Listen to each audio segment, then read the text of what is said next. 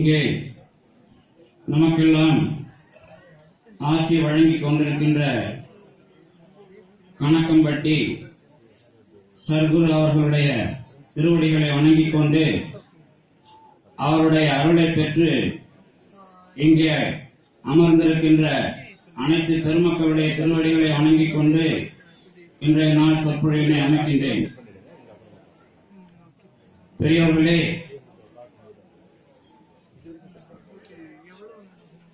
ஓம் ஸ்ரீ சர்க்குரு சச்சிதானந்தம் பழனிசாமி சுவாமிகள் கணக்கம்பட்டி இந்த ஜீவ சமாதி 3ஆம் ஆண்டு குரு பூஜை பெருவிழாவில் நீங்கள் எல்லோரும் வந்திருக்கின்றீர்கள். நானும் சுவாமிகளுடைய அருளாலே உங்கள் முன்பாக நிற்கின்றேன். தொடர்ந்து இங்கே குரு பூஜை நன்னாள் தோறும் உங்கள் முன்பாக நிற்பதற்கு அவர் வாய்ப்பு அளித்திருக்கிறார். அந்த வகையில் சுவாமிகளுக்கு என்னுடைய நன்றியை உங்கள் மூலமாக காணிக்கையாக்கி இன்றைய நாள் உங்களுக்கு தொடர்ந்து சிறப்பு சொற்பொழிவுகளால் அமைந்திருக்கிறது. மதிப்பிற்குரிய ஆசிரியர் சந்தானலட்சுமி அவர்கள் பேசும்பொழுதே நான் அதை கேட்டுக்கொண்டே வந்தேன். அவர்களும் குரு பூஜை நாட்கள் எல்லாவற்றிலேயும் கலந்து கொண்டு சிறப்பு சொற்பொழிவு ஆற்றிக் கொண்டு வருகிறார்கள். அவர்கள் தங்களுடைய அனுபவத்தை தொடர்ந்து சொல்லிக்கொண்டே உலக அளவில் இருக்கிற மெய்ஞான விளக்கங்களோடு இணைத்து சொல்லுகிற அவர்களுக்கு என்னுடைய நன்றியை தெரிவித்து, அண்மையிலே பேசிய மதிப்பிற்குரிய மேனாள் அறநிலையத்துறை இந்து சமய அறநிலையத்துறை ஆணையர் ஐயா அவர்கள் நேரடியாக சர்க்குரு அவர்களுடைய அனுபவத்தை நமக்கு அமைத்திருக்கிறார்கள். நிறைய பெரிய மனிதர்களுக்கு மகான்கள் அல்லது சித்தர்கள் அருள் செய்வது உண்டு. ஆனால் அவர்கள் எல்லாம் போகிற போக்கில் மறந்து விடுவார்கள். அதையெல்லாம் தாண்டி தொடர்ந்து சர்க்குரு ஐயா அவர்களுடைய அனுபவத்தை பகிர்வதோடு மட்டுமல்லாமல் அதிலே தொடர்ந்து சத்தியமாக பழக வேண்டும் என்று அமைந்திருக்கிற ஐயா அவர்கள் உண்மையிலேயே நம்மால் அதாவது மதிக்கப்பட வேண்டியவர்கள் என்று சொல்லி அவர்களையும் வணங்கிக் கொள்கின்றேன். இங்கே எனக்கு முன்பாக பேசிய மதிப்பிற்குரிய பிரபோதரன் சுகுமார் அவர்கள் ஆற்றிய சொற்பொழிவு மிகவும் நுட்பமானது. அவர்கள் மகான் சித்தேஸ்வரர் என்ற ஒரு சித்தருடைய சிஷ்யர். அவருடைய நூல்கள் ஒரு 100கணக்கான நூல்கள். ஆங்கிலத்திலே எழுதிய பல நூல்களை தமிழிலே தந்து கொண்டிருக்கிறவர் அந்த பிரபோதரன் சுகுமார். அவர் அந்த நூல்களை எல்லாம் நீங்கள் படித்தால் ஞான நூல்களை எப்படி புரிந்து கொள்ளலாம் என்பது தெரியும். அனுபவம் வருமா என்று கேட்டால் அது அவரவர்கள் பொறுப்பு. ஆனால் ஒரு மிகப்பெரிய பணியை, அதாவது சித்தர்கள் மரபிலே செய்த நூல்கள் நமக்கு கிடைக்கின்றன. திருமூலர் எழுதிய திருமந்திரம் கிடைக்கின்றது. ஆனால் புரிந்து கொள்வதற்கு ஏதாவது ஒரு உபாயம் இருக்கிறதா என்று கேட்டால் அது இல்லை என்று சொல்ல முடியும். ஆனால் ஒரு வகையில் அதையெல்லாம் புரிந்து கொள்வதற்கு ஒரு வாய்ப்பை சித்தேஸ்வர சுவாமிகள் அமைத்திருக்கிறார். அதை இவர்கள் எல்லாம் தந்து கொண்டிருக்கிறார்கள். அது நீங்கள் எப்படி இந்த திருமுறைகளை எல்லாம் வாங்கி பழகுகிறீர்களோ அதே மாதிரி இந்த சித்தேஸ்வர நூல்களை வாங்கி வைத்துக் கொள்ளுங்கள். என்றாவது ஒரு நாள் உங்களுக்கு புரிந்து கொள்வதற்கு ஒரு உதவி தேவை என்று சொன்னால் அதை படித்து பார்த்தால் புரிந்து கொள்வதற்கு வாய்ப்பு இருக்கிறது. இன்றைக்கே புரிந்து கொள்ள வேண்டும் என்பது அவசியமில்லை. என்றைக்கு அது உங்களுக்கு வாய்ப்பு என்பதாக வர இருக்குமோ அன்றைக்கு அது புரியும். அப்படிப்பட்ட நூல்களை அவர்கள் தந்து கொண்டிருக்கிறார்கள். நானும் கூட அதிலே சில முறைகளை பார்த்திருக்கிறேன். என்ன ஒரு குறை, அதை நேரடியாக புரிந்து கொள்வது கொஞ்சம் கடினம். ஏனென்றால் அவரை கூட சொல்லும் பொழுது அந்த முறையிலே கொஞ்சம் அதை சிக்கலை சந்திப்பதை நீங்கள் உணரலாம். புராணத்தில் தொடங்குவார்கள், ஆனால் சித்தர்கள் என்று வரும்போது புராணம் அடையாளம் மட்டும்தான். ஆனால் புராணத்தை உண்மை என்று சொல்வது போல சொல்லி அதை அனுபவத்துக்கு உண்மை என்று சொல்லும் பொழுது இரண்டுக்கும் நடுவிலே இருக்கிற சிக்கல் தீர்க்கப்படவில்லை என்றால் அது வெற்றி பெறாது. அந்த ஒரு தடையை அவர்கள் நீக்கினால் அந்த மார்க்கத்தை தெளிவாக கொண்டு செல்லலாம். அது மட்டும்தான் அதில் இருக்கிற சிக்கல். மற்றபடி அவர்கள் அமைத்த அந்த மிகப்பெரிய ஒரு உரை உங்களுக்கு எல்லாம் அது தேவையானது. அந்த நூல்களை நீங்கள் வாங்கி வைத்துக் கொள்ளுங்கள். வாய்ப்பு ஏற்படும் போது கண்டிப்பாக அவைகள் உங்களுக்கு ஒரு மிகப்பெரிய கருவிகளாக இருக்கும். இந்த வகையில் அவர்களுக்கு நன்றி சொல்லி இந்த விழாவில் நான் தொடர்ந்து அமைய வேண்டும் என்பதால் நான் ஏன் இந்த நன்றி சொல்கிறேன் என்றால், நான் நன்றி உரைக்கு வந்தவன் இல்லை. இந்த நன்றி உரை சொல்ற காலத்துல இங்க இருக்கிறவங்க இல்லாம போயிருவீங்கிறதுனால அப்படின்னு கூட நீங்க வச்சுக்கலாம். சமயத்துல இருந்து கலந்துறீங்க, அதுக்காக இல்ல. இந்த மரபை புரிந்து கொள்வதற்கு இவர்கள் எனக்கு முன்பாக இப்படி உதவி செய்தார்கள். அந்த வகையில் நானும் நன்றி சொல்ல கடமைப்பட்டிருக்கிறேன். இன்னொன்று, இந்த விழாவிற்கு நான் வருகிற ஒரு விஷயம் மட்டுமல்ல, ஆண்டு முழுக்க கணக்கம்பட்டி ஐயாவை அனுபவிக்க என்னோடு அல்லது எனக்கு வாய்ப்பாக இருக்கிறவர்கள் மதிப்பிற்குரிய சிவகுமார் அவர்களும் அவரோடு வருகின்ற சுரேஷ் அவர்களும், அதோடு கூட மதிப்பிற்குரிய காவல்துறை அதிகாரி ஐயா அவர்கள் சுசில்குமார் அவர்கள் எங்களை எல்லாம் கண்காணித்துக் கொண்டிருக்கிறவர்கள். இந்த வகையில் நான் கணக்கம்பட்டியாரை உங்கள் முன்பாக ஒரு வாழ்க்கை அனுபவத்தோடு சிந்திப்பதற்காக இங்கே வந்திருக்கிறேன். எனக்காக அவர்கள் அமைத்திருக்கிற தலைப்பு ஞானத்தின் மீட்டலும் நாட்டலும் வீடு உற்று மோனத்துள் வைத்தலும் சர்க்குருவே என்கிற ஒரு தலைப்பு. அது திருமூலர் திருமந்திரத்திலே இருந்து எடுத்த தலைப்பு. அந்த தலைப்பு சர்க்குரு நெறி என்கிற ஒரு தலைப்பிலே வருகிற பாடல். இதை ஒட்டி நேரடியாக நான் சொல்லாவிட்டாலும் உங்களுக்கு அதனுடைய அடிப்படை என்ன என்பதை சொல்லுவேன். இங்கே எனக்கு நேரம் சொல்லவில்லை என்றாலும் ஒரு ஆணை ஒன்று உண்டு. சிவகுமார் அவர்கள் சொல்லியிருக்கிறார்கள், ஐயா நீங்கள் சாப்பாட்டுக்கு போகிறவர்கள் போகட்டும், நடக்கிறது நடக்கட்டும், ஆனால் நீங்கள் நேரத்தை குறைவாக பேசிவிடக் கூடாது என்று ஒரு கட்டளை இட்டிருக்கிறார். அதனால போகிறவர்கள் போகலாம், இருக்கிறவர்கள் இருக்கலாம், யாருக்கு தேவையோ அவர்கள் மட்டும் அனுபவிக்கலாம் என்ற ஒரு அன்பான ஒரு விஷயத்தை சொல்லிக்கொண்டு, ஒரு சாட்சி எனக்கு அதாவது சத்குருவுடைய அனுபவத்தை பேசிய ஐஏஎஸ் அவர்கள் நிறைய விஷயத்தை பேசினார்கள். அவர்களுக்கே தெரியாத ஒரு சாட்சி இன்னைக்கு என்ன என்றால், இந்த அழைப்பிதழை அச்சடிக்கும் பொழுது சென்ற குரு பூஜை விழாக்களில் திருமூலர் திருமந்திரத்தை இணைத்து அச்சிட்டார்கள். இந்த ஆண்டு அவர்கள் அச்சிட்ட இந்த அழைப்பிதழை நீங்கள் பார்த்தால் பாம்பாட்டி சித்தருடைய பாடல் இருக்கும். கற்பூர சுந்தர பாண்டியன் இந்த விழாவிற்கு வருவார் என்று கணக்கம்பட்டியாருக்கு தெரியும். அதனால் இந்த பத்திரிகையில கற்பூர சுந்தர பாண்டியன் ஐயா அவர்கள் இணைந்தது பின்னாடிதான். பத்திரிகை உருவாகி அச்சடிக்கிற ஒரு நாளுக்கு முன்னாடிதான். ஆனால் நாங்கள் போட்டது சுரேஷ் அவர்களும் சிவகுமார் அவர்களும் சொன்னது பாம்பாட்டி சித்தருடைய பாடலை போட வேண்டும் என்று. எதுக்கு இதை சொல்ற இன்னுமா புரியல? சொற்பொழிவு சரியா கேட்க மாட்டேங்க தெரியுது எனக்கு. கொஞ்சம் மயக்கமா இருக்கிறீங்க.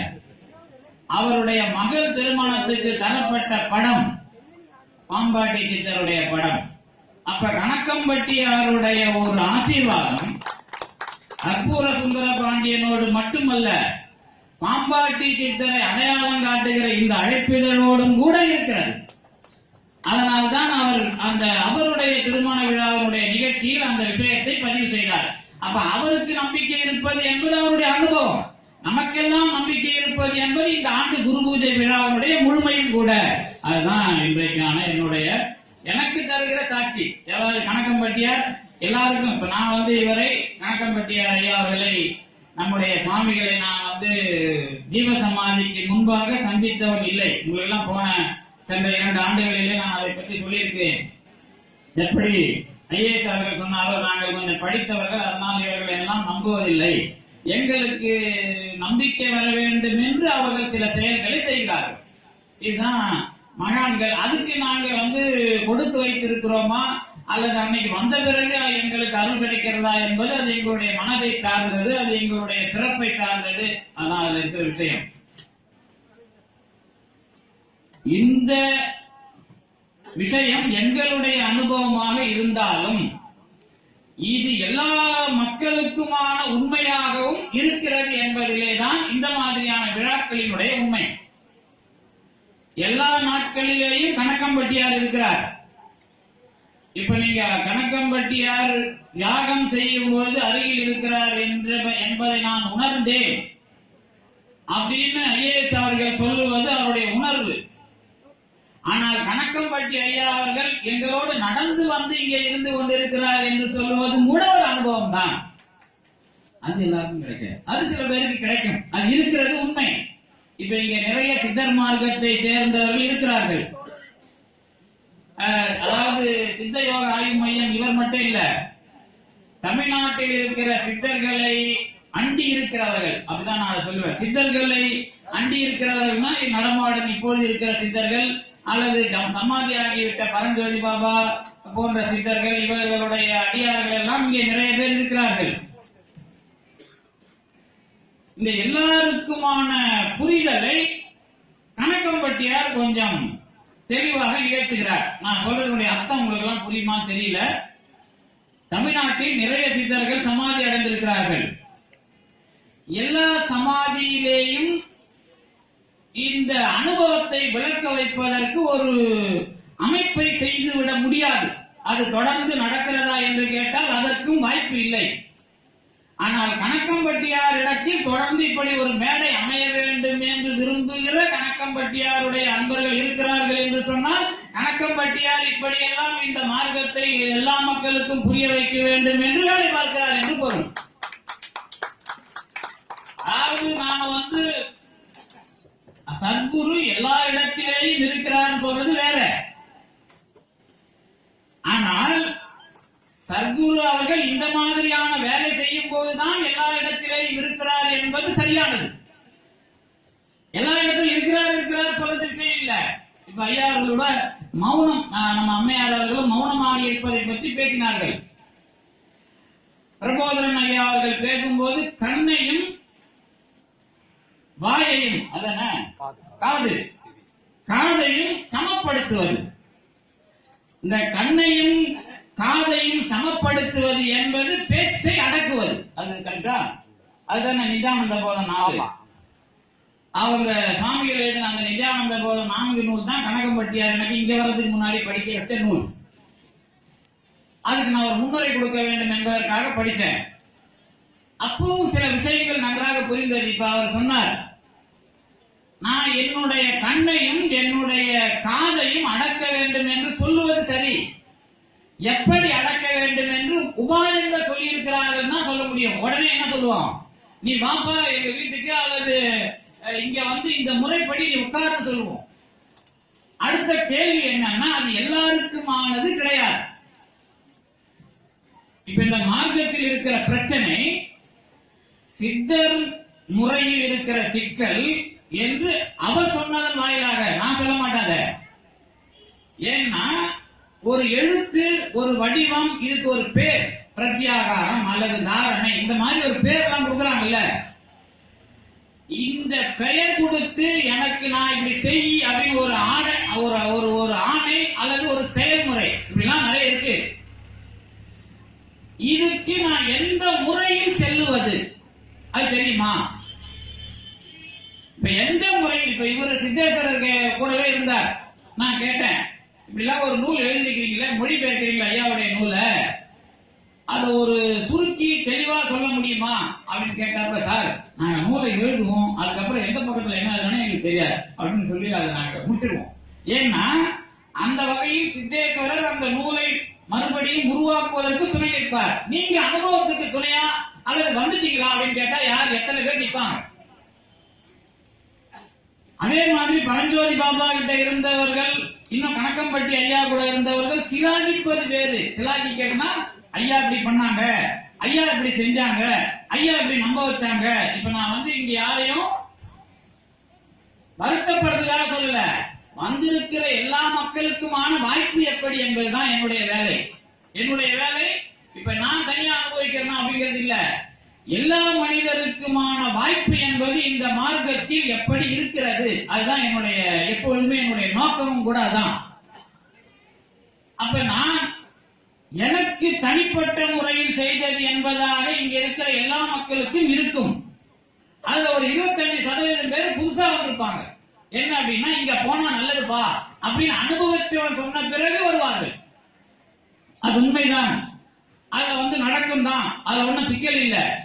எல்லாருக்கும் அனுபவம் உண்டு, அதுல ஒன்னும் சிக்கல் இல்ல. ஒரு திருமூலர் திருமந்திரத்தில் அடிக்கடி ஒரு பாட்டு எல்லாரும் சொல்லுவாங்க, ஒரு நல்ல பாட்டு. என்ன பாட்டு அப்படின்னா, இதுதான் நாம என்ன தப்பு அப்படின்னா கூடா ஒழுக்கம் அப்படின்ற ஒரு தலைப்புல அதை போட்டிருப்பாங்க. கண்காணி இல்லென்று கள்ளம் பல செய்வார், கண்காணி இல்லை இடம் இல்லை, காணுங்கால் கண்காணியாக கலந்து எங்கும் நின்றானே, கண்காணி கண்டார் களவு ஒழிந்தாரே. இதாங்க சர்க்குருக்கு முதல் தொடக்கம். சர்க்குரு நெறிங்கிற பேர்ல நிறைய இருக்கும், அது பிரச்சனை இல்ல. சர்க்குரு என்றால் நாம திருட்டு வேலைக்கு சொந்தக்காரர்கள், கண்காணி இல்லென்று கள்ளம் பல செய்பவர்கள். இந்த இடத்துல நம்ம யாரும் பார்க்கல, நாம கொஞ்சம் வேலை செய்யலாம், நாம ஒண்ணும் இல்ல, சிறுநீர் கழிப்பதற்கு கூட இங்க யாரும் இல்லைன்னு எங்க நாம சிறுநீர் கழிப்போமோ அவங்கயே நாம திருடன் ஆயிடும். நான் சொல்றது பெரிய திருட்டு வேலை இல்ல. பெரும்பாலான சமாதி நிலையங்கள் திருக்கோயில்கள்ல, இன்னும் நான் ராமேஸ்வரம் போனோம்னா எனக்கு இன்னும் கோபமா வரும். அந்த கோயில்ல நாம கெடுத்து வச்சிருக்கிற மாதிரி எவனும் கெடுத்து வச்சிருக்க மாட்டான். திருப்பதி எல்லாம் நம்ம கிட்ட கொடுக்காததுக்காக நான் ரொம்பவும் சந்தோஷப்படுவேன். ஏன் அப்படின்னா நம்ம கிட்ட திருப்பதிக்கு இணையாக ஜனங்க வர்ற இடம் ராமேஸ்வரம் ஒண்ணு. காசியில இருந்து ராமேஸ்வரத்துக்கு உலக அளவில் எல்லாரும் வர்றான். ஆனா அந்த இடத்துல திருப்பி இந்த மூலையில தெற்கு பக்கம் மூளைக்கு வந்தீங்கன்னா மூத்திர நாத்தமா இருக்கும். அதை நான் பச்சையா சொல்ல ஆசைப்படுறேன். அப்ப நாம எல்லாம் யாரு? அப்ப நமக்கு அனுபவம் இந்த குருமார்கள் தந்து என்ன பிரயோஜனம்? இதான் என் கேள்வி. எனக்கு குருமார் தந்தால் நான் அதை அனுபவிக்கிறது மட்டும் இல்லை, இந்த சமூகத்திற்காக இந்த குருமாரை அனுபவிப்பதற்கு நான் எப்படி துணைகின்றேன்? இதான் நான் கேட்கிற கேள்வி. இதுதான் நான் வந்து பொதுவான மக்கள் சத்குருவுடைய அனுபவத்தை அனுபவிப்பதற்கு தயாராக இருக்கிறார்களா இல்லையா? அப்ப தயாரா இருக்கணும் அப்படின்னா கண்காணி இல்லை என்று எனக்கு அனுபவம் தருகிறார் என்பதில் அப்ப என்ன பார்த்துக்கிறார், என்ன செய்யறார். இப்ப நான் சமாதியான பிறகுதான் என்ன பார்த்தினார். அவர் வந்து என்ன அதுக்கு முன்னாடி நான் வரவும் இல்லை, நான் போகவும் இல்லை. அதே மாதிரிதான் பரஞ்சோதி பாபா முதல்ல நான் சித்தர்கள் மார்க்கத்தில் சொற்பொழி பண்ண இடம் பரஞ்சோதி பாபா பால்நல்லூர். பால்நல்லூர் தான் நான் முதல்ல 48வது நாள். அதுக்கு பிறகு என்ன பாம்பன் சாமிகள் சமாதியில தகராலய ரகசியம் பேச வைக்கிறாங்க. தகராலய ரகசியம் ஒரு பெரிய ஞான நூல். அதுக்கு பிறகுதான் எனக்கு மேலையூர் வெங்கட்ராம சுவாமிகள் அவருக்கு மாசி மகம் அந்த குரு பூஜை நாள். அந்த மேலையூர் வெங்கட்ராம சுவாமிகள் பேசுறதை வச்சுதான் கணக்கம்பட்டியாருடைய சமாதியில குரு பூஜைக்கு நான் அழைக்கப்படுகிறேன். இதுதான் வரலாறு. அப்ப என்ன அர்த்தம் அப்படின்னா என்னை கண்காணிக்கிறார்கள். நான் கண்காணி இல்லைன்னு நான் திருட்டு பையன் இல்ல, நான் நல்லவனா என்பதை நான் இவர்களால் பாராட்டப்படுகிற காலத்தில் நீங்க பாராட்டுறது இல்லாது. என்னை இந்த இடத்துக்கு நான் வரும்போது என்ன சொல்லி அனுப்பிச்சாங்க. 2 வருஷமா நான் வரதுக்கு சில பேருக்கு தெரியாது. அவங்க சொல்றாங்க இந்தியாவில் உலகத்துல சித்தர்கள் விஷயத்துல நீங்க கணக்கம்பட்டியார்கிட்ட போய் கையெழுத்து வாங்கிட்டா அது ரொம்ப பெரிய விஷயம். எனக்கு நான் பெருமைக்கெல்லாம் பேச மாட்டேன், பொய்யும் பேச மாட்டேன். அது என்கிட்ட பழகினவங்களுக்கு எல்லாம் தெரியும். இங்க வந்து கணக்கம்பட்டியார் அதாவது சென்னையில இருக்கிற ஒருத்தர் இருக்கிறாருங்க, அவருக்கு பக்கத்து தெருவில் ஒருத்தர் இருக்கிறார். அவரை பார்க்கறதுக்கு இந்த கணக்கம்பட்டி பழனி வந்து கணக்கம்பட்டியார் தான் அவர் வீட்டுக்கு பக்கத்து தெருவில் இருக்கிறவர்கிட்டே போக சொல்றாரு. அப்ப எவ்வளவு பெரிய ஆச்சரியம் அது. உங்களுக்கு தெரியும் இளையராஜாவை வந்து பரஞ்சோதி பாபா திருவண்ணாமலைக்கு அனுப்பின வரலாறு உங்களுக்கு தெரியும். முதல்ல சென்னையில பரஞ்சோதி பாபா இருந்த காலத்துல இளையராஜா போய் பார்க்கிறார். இளையராஜாவை நீ இங்க வராத, நீ திருவண்ணாமலைக்கு போ அப்படின்னு துரத்தினவர் பரஞ்சோதி பாபா. அப்பதான் இளையராஜா சின்ன படத்தை ஒரு பத்திரிகையில வெளியிட்டு விடுறார். யார? பரஞ்சோதி பாபாவுடைய படத்தை. அதுக்கப்புறம் பரஞ்சோதி பாபாவை இன்னும் அவங்க எல்லாம் ரம்சி சிவமணி எல்லாம் பெரிய பெரிய ஆட்கள் எல்லாம் சொல்லும் போது பரஞ்சோதி பாபாவுடைய அருள் பெற்றவர்கள் அப்படிங்கிறது வரலாறு. இந்த வரலாற்றுக்குள்ள சித்தர்கள் என்பவர்கள் அந்த மாதிரி ஆட்களுக்கு செய்கிறார்கள். செய்யற ஆளு பெரிய ஆளா இருப்பது ஒரு வகை, பெரிய ஆளா ஆகிறது ஒரு வகை. நம்மள மாதிரி ஏழை பாழைங்க, சாமி வந்தோம் எங்க வீட்டு கேன்சர் நிக்கிறாரு, சாமி வந்தோம் எங்க ஆக்சிடென்ட்டை காப்பாத்தினாரு, சாமி வந்தோம் எங்க நோயை தீர்த்தாரு, எங்க குடும்ப பிரச்சனையை தீர்த்தாரு. சந்தானலட்சுமி அம்மாவும் அப்படிதான் சாமி கிட்ட வந்து உறவு கொண்டவர்கள். அவர்களுடைய இல்லத்து அனுபவங்களோடு தான் சாமிகளை தொடர்ந்து பழகினார்கள். அப்படி அவங்க முதல் ஆண்டிலேயே பேசினார்கள். அப்புறம் இன்னொரு மருத்துவர் வருவார், அடிக்கடி பழனி மருத்துவர் ஐயா வித்யாசாகர், இங்க பழனியில் இருக்கிற மருத்துவர். அவர் சாமி ஒரு மாதம் அந்த கல்லில படுக்க வைத்து மருத்துவர்களால் தீர்க்க முடியாத நோயை அவருக்கு தீர்த்திருக்கிறார். அதே மாதிரிதான் சிவகுமார் மகன் சூர்யாவுக்கும் கல்லில படுக்க வச்சு வெற்றி பெறாத விஷயத்துல வெற்றி பெற வைக்கிறார். இதெல்லாம் நடக்குது இல்ல, நடந்திருக்குது இல்ல, இதுதானே நாம சாட்சியா படிக்கிறோம். நாம என்ன சொல்ல வரோம் அப்படின்னா, தொடர்ந்து சத்குருவை நான் வழிபடுகிறவனாக மட்டும் அதுக்குள்ள என்னுடைய அனுபவத்தை சிலாகிக்கிறவனாக மட்டுமல்ல, நான் இந்த சமுதாயத்திற்காக கடவுளை சாட்சிப்படுத்துகிற இந்த சித்தர்களுடைய விஷயமாக அனுபவிக்கிற நான் எந்த வேலையை இந்த சமுதாயத்தில் சரியாக செய்தேன்? இதுதாங்க கேள்வி. இப்ப வாங்க, இவங்க பின்னாடி கணக்கம்பட்டியார் கூட ரோடோட அலைவார். இதுதான் சத்தியம். இப்ப நீங்க கேட்டதுக்கு மேல நான் சொல்றேன், புரியுதா? நான் என்ன சொல்றேன், கணக்கம்பட்டியாரை இங்க நின்று பார்க்கிறது இல்லாது, அனுபவிக்கிறது மட்டும் இல்லாது, இந்த சமூகத்தில் அவர்கள் எதை காட்டி நின்றார்களோ, எதை சத்தியம் என்று செய்து நின்றார்களோ, அதிலே அதை இயக்குவதற்கு இங்கே செல்லுகிற அதிகாரிகளில் ஒருவர் ஏதாவது ஒரு வேலையை செய்து பாருங்கள், உங்களோடு கணக்கம்பட்டியார் நின்று அந்த வேலையை செய்து கொண்டிருப்பார். இது சத்தியம். இதுதான் ஞானத்தின் மீட்டலும் நாட்டலும். அவ்வளவுதான் விஷயம். ஞானத்துல மீட்டல் நாட்டல்னா என்ன அப்படின்னு பெருசா தத்துவமா பேசுறதுக்கு எனக்கு வாய்ப்பு கிடையாது. நிறைய பேசுவோம், அதை பத்தி எல்லாம் எனக்கு ஒன்றும் பிரச்சனை இல்லை. என்னை விட யாரும் பேச முடியாதுங்கிற மாதிரிலாம் பேசுவோம், அது எனக்கு பிரச்சனை இல்லை. ஆனால் அனுபவம் என்பதாக வருகிற பொழுது எனக்கு ஞானத்தின் மீட்டல் நாட்டல் இதுதான் விஷயம். ஞானத்தில் மீட்டலுக்கும் நாட்டலுக்கும் நான் பிரபோதன் சுகுமார் சொல்றாரு. அவருக்கு ஏங்க உங்களுக்கு என்ன அனுபவம் கேட்டா அவர் என்ன சொல்வாரு? சரி, ஒரு உதாரணத்துக்கு நீங்க தாடி இப்படி வச்சிருக்கீங்களா, ஏன் வச்சிருக்கீங்க கேட்டா என்ன சொல்வாரு? சொல்ல முடியுமா? அது ஒரு காரணம் சொல்லுவீங்களா? அதுக்கு யோக மரபு இல்ல, நான் தாடி வச்சிருக்கேன் அதுக்கு ஏதாவது சொல்லுவேன்னா, இல்ல நான் மழிச்சிருக்கிறேன் அதுக்கு ஏதாவது சொல்லுவேன்னா, மழித்தலும் நீட்டலும் வேண்டா உலகம் பழித்தது ஒழித்து விடி. திருக்குறள்.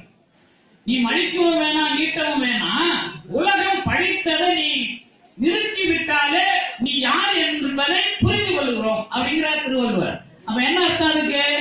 நான் இப்ப அதுதான் நான் சொல்ல வர்றது. சித்தர்கள் மார்க்கத்தில் நான் ஞான மார்க்கத்திலே புரிய வைப்பதா, அல்லது சித்தர் மார்க்கத்தில் புரிய வைப்பதா, அல்லது புராண மார்க்கத்தில் புரிய வைப்பதா? புராணத்துல சொன்னா நமக்கு சிரிப்பு வரும், கொஞ்சம் படிச்சிருந்தா. என்னமோ சிவபெருமான் என்னது பழம் கொடுக்கலன்னு இந்த பசங்க 2 பேரும் கோச்சிக்கிட்டானுங்க, அது புராணம், சிரிப்பு வரும். ஆனால் சித்தர் மார்க்கத்தில் அதற்கு பொருள். என்னுடைய உடம்பில் எழுகின்ற ஒரு அனுபவத்தை நான் வளைத்து நின்று அல்லது சுற்றி நின்று பெறுவது விநாயகர், அந்த உலகத்தை சுற்றி நின்று பெறுவது முருகன். அதுக்குள்ள தத்துவ அடையாளம் வந்துடும். இப்ப ஒரு கேள்வி வரும், இங்க இருக்கிற எல்லாருக்கும் ஒரு சின்ன கேள்வி வரும். ஆதி ஒரு யோகத்தை பத்தி முதல்ல பரமேஸ்வரன் தான் சொன்னாரு, அப்புறம் முருகர் எல்லாம் சொல்றாருல்ல. அதே மரபுல போனீங்கன்னா கடவுள்ங்கிறவர் ஒண்ணுமில்லாத போயிடுவார். அப்ப எனக்கு பிரச்சனை வந்துடும். எனக்கு என்ன பிரச்சனை வந்துடும்? இது வந்தா இன்னொரு ஆள் இப்ப பெருசா வியாபாரம் பண்ணிட்டு இருக்காரு, அவர் ஒருத்தர் ஞாபகம் வந்துடும். யாரு? பரம யோகி, ஆதி யோகி. ஈசா ஞாபகத்துக்கு வந்துருமா இல்லையா? அப்ப அவர் சித்தரா இல்லையா அப்படின்னு எனக்கு ஒரு கேள்வி வந்துருமா இல்லையா? நான் போன தடவை எல்லாரும் பட்டியல் போட்டு சொல்லியிருக்கிறேன் உங்ககிட்ட. வேதாத்ரி மகரிஷியோ நித்யானந்தாவோ சித்தர்கள் இல்லை அப்படிங்கறத இங்க என்ன தெளிவா சொல்லியிருக்கிறேன், உங்களுக்கு ஞாபகம் இருக்கும். இப்ப இவர் இன்னைக்கு இந்த வருஷத்துல இவர் விஷயமா நமக்கு வருது. இப்ப கணக்கம்பட்டியார்கிட்ட வந்துட்ட பிறகு சித்தர் யார் என்பதிலே நான் தெளிவு இல்லாமல் போனால் ஈசா ஈசாக்கிட்டையும் போய் பிச்சை எடுப்பேன் அப்படின்னு அர்த்தம். நான் அங்க போய் பிச்சை போறேன்றது வேற விஷயம். நான் கொடுக்குற காசு தானே அவர் வாழறார். அப்ப சித்தர் எந்த காலத்துல உங்களுக்கு தெரியும் வரலாறுக்குள்ள கணக்கம்பட்டியார் எத்தனை பேர்த்த காசு வாங்கினாரு? காசு குத்தாரா வாங்கினாரா? இல்ல இல்ல. வெங்கட்ராம சாமி கிட்ட போனீங்கன்னா சார் உங்களுக்கு ஏதாவது காசு வேணுமா சார் அப்படிம்பாரு அவர். அப்படிதான் நான் கேட்டுக்கிறேன். வெங்கட்ராம சாமி கிட்ட போய் நான் அப்படி ஒரு ஆள் ஒரு மணி நேரம் துரத்திருக்கிறேன். மயிலாப்பூர்ல இப்ப இருக்கிறார். அவருக்கு பேரும் தெரியாது ஊரும் தெரியாது. அவரை துரத்திருக்கேன். சாய்பாபா கோயில இருந்து துரத்துறேன் அவரை. இங்க கணக்கம்பட்டியார்கிட்ட வர மணிக்கு முன்னாள் அதாவது 1.5 வருஷத்துக்கு முன்னாடி. அடுத்த நாள் எனக்கு இன்டர்வியூ சென்னை பல்கலைக்கழகத்துல பேராசிரியர் ஆகிறது. இங்க வந்து சரியா 12 மணிக்கு பேசுறேன். அதுக்கு முன்னாடி 11:55க்கு அன்னைக்கு இருந்த சிஎம் உடைய பிஏ கிட்ட நான் பேசுறேன். அதுக்கப்புறம் பேசிட்டு சொற்குழு ஆரம்பிச்சா பேச முடியாது. ஆனா அந்த ஸ்லாட்ல பேச வச்சாரு நம்ம பரந்தேரி நம்ம கணக்கம்பட்டியார். இதுல என்ன சொல்ல வந்தோம் அப்படின்னா அவர்கிட்ட நம்ம காசு வேணுமாரியான்னு கேட்பேன். எனக்கு ஒரு துணிச்சல் உண்டு. சித்தர்கள் நம்மள அடிக்க மாட்டாங்க. மூக்குப்படி சித்தர் வரைக்கும் நான் போய் அதை அவங்க டெஸ்ட் பண்ணாங்கன்னு சொல்ல மாட்டேன். நான் டெஸ்ட் பண்ணி பார்த்துக்கிறேன். மூக்குப்படியார போய் எல்லாரும் அடி வாங்க பேசுவாங்க. நான் கிட்ட இருந்து பார்த்துக்கிறேன். அவர் அடிக்கவும் இல்லை பிடிக்கவும் இல்லை. அது யார் அடிக்கிறாரெல்லாம் அவரை கண்டுபிடிச்சேன். அவர் கிட்ட நான் நின்று அவர் ஒண்ணுமே அதை ரொம்ப அழகா அதுக்குள்ள நான் அனுபவிச்சிருக்கிறேன். அதனால இதை சொல்ல வரேன். நான் கொஞ்சம் துணிச்சலா போவேன். ஏன்னா நமக்கு கொஞ்சம் இப்ப இவர் சொல்ற மாதிரி இப்ப கணக்கம்பட்டியார்கிட்ட வந்து நின்று நீங்க எப்படி பயந்து கும்பிடுவீங்க, நான் எப்படி நின்று கும்பிடுவேன்னா உங்களுக்கு தெரியும். இப்ப சுந்தரர் வந்து விருத்தாசலம் போறார். சுந்தரமூர்த்தி சுவாமிகள் வரலாறுல எல்லாருக்கும் தெரியும். விருத்தாசலம் போயிட்டு அந்த அம்மா சாப்பாடு போற வர்றாங்க. யாரு? சிவனுடைய மனைவி. அப்ப அவர் சொல்றாரு எனக்கு இந்த அம்மா வயசாகி போச்சு, கொஞ்சம் வயசு இளமையா இருக்கிற அம்மா தான் இந்த சாப்பாடு போனாங்க. அதுக்கு பேர் வாலாம்பால்னு ஒரு சந்நிதியா அங்க இருக்கும். இப்ப இவர் யோகத்துல வாலாம்பால் சொன்னாரா இல்லையா? இப்ப நான் இவர் சொன்ன மாதிரி அதை புரிஞ்சுக்கணும். அப்படி புரியும் போதுதான் எனக்கு இந்த அனுபவம் எப்படி விளைகிறதுன்னு தெரியும். அந்த மாதிரி கடவுள்கிட்ட கேட்கும் போது எனக்கு எந்த அளவுக்கு சக்தி இருக்குதோ அந்த அளவுக்கு நீங்க பழகலாம். இதான் விஷயம். கடவுள்கிட்ட பழகிறோம்ல நாங்களாம். இங்க இருக்கிற எல்லாரும் கடவுள்கிட்ட பழகிறீங்க அல்லது சர்க்குரு கிட்ட பழகிறீங்க. சர்க்குரு ஐயாவிட்டே வந்து கொஞ்சம் துணிச்சலா பழகினவங்க தான் அவரோட நீண்ட நாள் இருக்கிறாங்க. அல்லது அவர் அந்த துணிச்சலை கொடுக்கணுமா இல்லையா? இப்ப இங்க இருக்கிறவங்க இருக்கிறாங்க. ஒரு கட்டத்துல ஐயா இது வந்து நம்ம போலாமா ஐயா, அல்லது நீங்க சொல்ற இடத்துக்கு போலாமான்னு கேட்கறது ஒரு பக்கம். இங்க போலாமா ஐயா அப்படின்னு யாராவது கேட்டுப்பாங்கல்ல. ஐயா இதுக்கு என்ன ஐயான்னு கேட்டுப்பாங்கல்ல. அவங்க யாருன்னா ஐயா நம்மளை ஏத்திட்டாரு, நாம கொஞ்சம் மேல கூட பேசலாம். ஆனா அவரை விட மேல பேச முடியாது. ஆனா பேச வைக்கிறாரா இல்லையா? ஏப்பா உங்க நான் தைரியம் தரேன், நீ அப்படி சொன்னாங்கிற அப்படிங்கிற ஒரு அனுபவத்துக்கு நம்மையும் உரிமை உடையவர்களாக செய்பவர்கள் இந்த சித்தர்கள். அதுக்குள்ளதான் பழகும் பொழுது நான் கேட்கிறேன், நீங்க இதுக்கு மேல வரீங்களா, இதுக்கு மேல வரீங்களான்னு யாரால கேட்க முடியும்? சாமி கிட்ட வந்து நிக்கிறோம். எத்தனை பேர் சாமி கிட்ட அஞ்சி நிக்கிறோமா அல்லது உரிமையோட நிக்கிறோமா? அப்படிதான் அந்த வார்த்தையை தான் போட முடியும். உரிமையோட நாம நிக்கிற உரிமையை தான் சைவம் இப்படி பேசுது. எப்படி பேசுது? ஒரு ஆண்டவன் அடிமை போல நிக்கிறியா, ஒரு கணவன் மனைவி போல நிக்கிறியா, ஒரு பிள்ளை மாதிரி நிக்கிறியா, ஒரு தோழன் மாதிரி நிக்கிறியா? கடவுள்கிட்ட போய் நான் அடிமை மாதிரி போய் நிக்கிறேன்னா, கடவுள்கிட்ட போய் நான் அவருடைய புள்ள மாதிரி நிக்கிறேன்னா, கடவுள்கிட்ட போய் நான் ஒரு தோழன் மாதிரி நிக்கிறேன்னா, அல்லது கடவுள்கிட்ட போய் நான் வந்து ஒரு கணவன் மனைவி உரிமையில நிக்கிறேன்னா அப்படி கேட்கணும். உங்களுக்கு வரலாறு தெரியும். கடவுள் நம்மளாம் அடிமையா வச்சிருக்கிறாருன்னு எல்லாம் சொல்லுவான். கடவுள் நம்மள அடிமையா வச்சு இல்லப்பா, கடவுள் நமக்கு அடிமையா இருக்கிறான் அப்படின்னு நீங்க சொல்ல முடியுமா உங்களால? கடவுள் எல்லாருக்கும் அருள் செய்யறதுனால நாம அவனுக்கு அடிமை அப்படின்னு எழுதுறாங்க. கடைசியில என்ன எழுதுறாங்கன்னா, கடவுள்கிட்ட நீங்க கடைசி வரைக்கும் அடிமையா தொண்டு செஞ்சா போதுன்னு எழுதுறாங்க. ஆனால் கடவுள் நமக்கு அடிமையாக இருக்கிறான். இந்த விஷயம் தான் தமிழ்நாட்டில் கண்டுபிடிச்ச விஷயம். இது உலகத்துல கண்டுபிடிக்கல. நான் 2-3 விஷயம் சொல்லுவேன். உலகத்துல அடுத்தவனுக்கு கொடுத்துட்டு நான் சாப்பிடணும் அல்லது அடுத்தவனுக்கு கொடுக்கிற விஷயம், சாப்பாடு போடுற விஷயம், இத உலகத்துல முதல்ல சொன்னது யார்? நிறைய விஷயம் உலகத்துல இத முதல்ல சொன்னான், அத முதல்ல சொன்னான் அப்படின்லாம் சொல்லுவோம். அடுத்தவர்களுக்கு சாப்பாடு போடுவது அல்லது உணவு அளிப்பது அல்லது அன்னதானம் செய்வது, எந்த பேர் வேணாலும் வச்சுங்க. அடுத்தவனுக்கு உணவு அளிப்பது என்பதை நான் கொள்கையாக இந்த உலகத்துக்கு சொல்றதுக்கு எடுத்துக்காட்டாக வாழ்ந்த மனித இனம் எது அப்படின்னு ஒரு கேள்வி கேட்டா சொல்லு. 2000 வருஷத்துக்கு முன்னாடி இருக்கிற பாட்டுல வறியோருக்கு அளித்தல், அருளியோருக்கு அளித்தல். நான் குடும்பம் நடத்துறேன் அப்படின்னாலே அடுத்தவனுக்கு நான் உணவு அளிக்க வேண்டும் என்ற கொள்கையை செயல்படுத்துபவனாக இருந்தால் குடும்பம் நடத்த தகுதியாக இருக்கிறேன் அப்படின்னு சொல்றான். இன்னைக்கு நேற்று இல்ல, 2000 வருஷத்துக்கு முன்னாடி அந்த மாதிரி பழகிறான் ஒருத்தன் அப்படின்னா அவனுக்கு தான் அடுத்தவர்களுக்கு அன்பு செய்வதிலேயும் அல்லது கடவுள் என்கிற ஒரு அனுபவத்திலேயும் பயிற்சி கிடைக்கும், வேற யாருக்கும் கிடைக்காது. அப்ப பணம் வாங்காம கொடுக்கிறது அப்படின்னு ஒரு வேலையை யாரால செய்ய முடியும் பாருங்க. நான் அண்மை காலம் போன மாசத்து சொற்பொழிவு வரைக்கும் இதான் திட்டிட்டு வந்தேன். என்ன திட்டிட்டு வந்தேன்னா, வள்ளலார் பேர்ல டொனேஷனை போட்டு வாங்கி சாப்பாடு போறது உங்களுக்கு ஈனமான வேலை இல்லையா? மேடவாக்கம் வள்ளலார் சொற்பொழிவு சங்கத்திலேயே நான் கேட்டு வந்தேன். அதுக்கப்புறம் அந்த தலைவர் என்ன கூப்பிட மாட்டாருன்னு தெரியும். நாம ஒரு 10 பேர் சேர்ந்து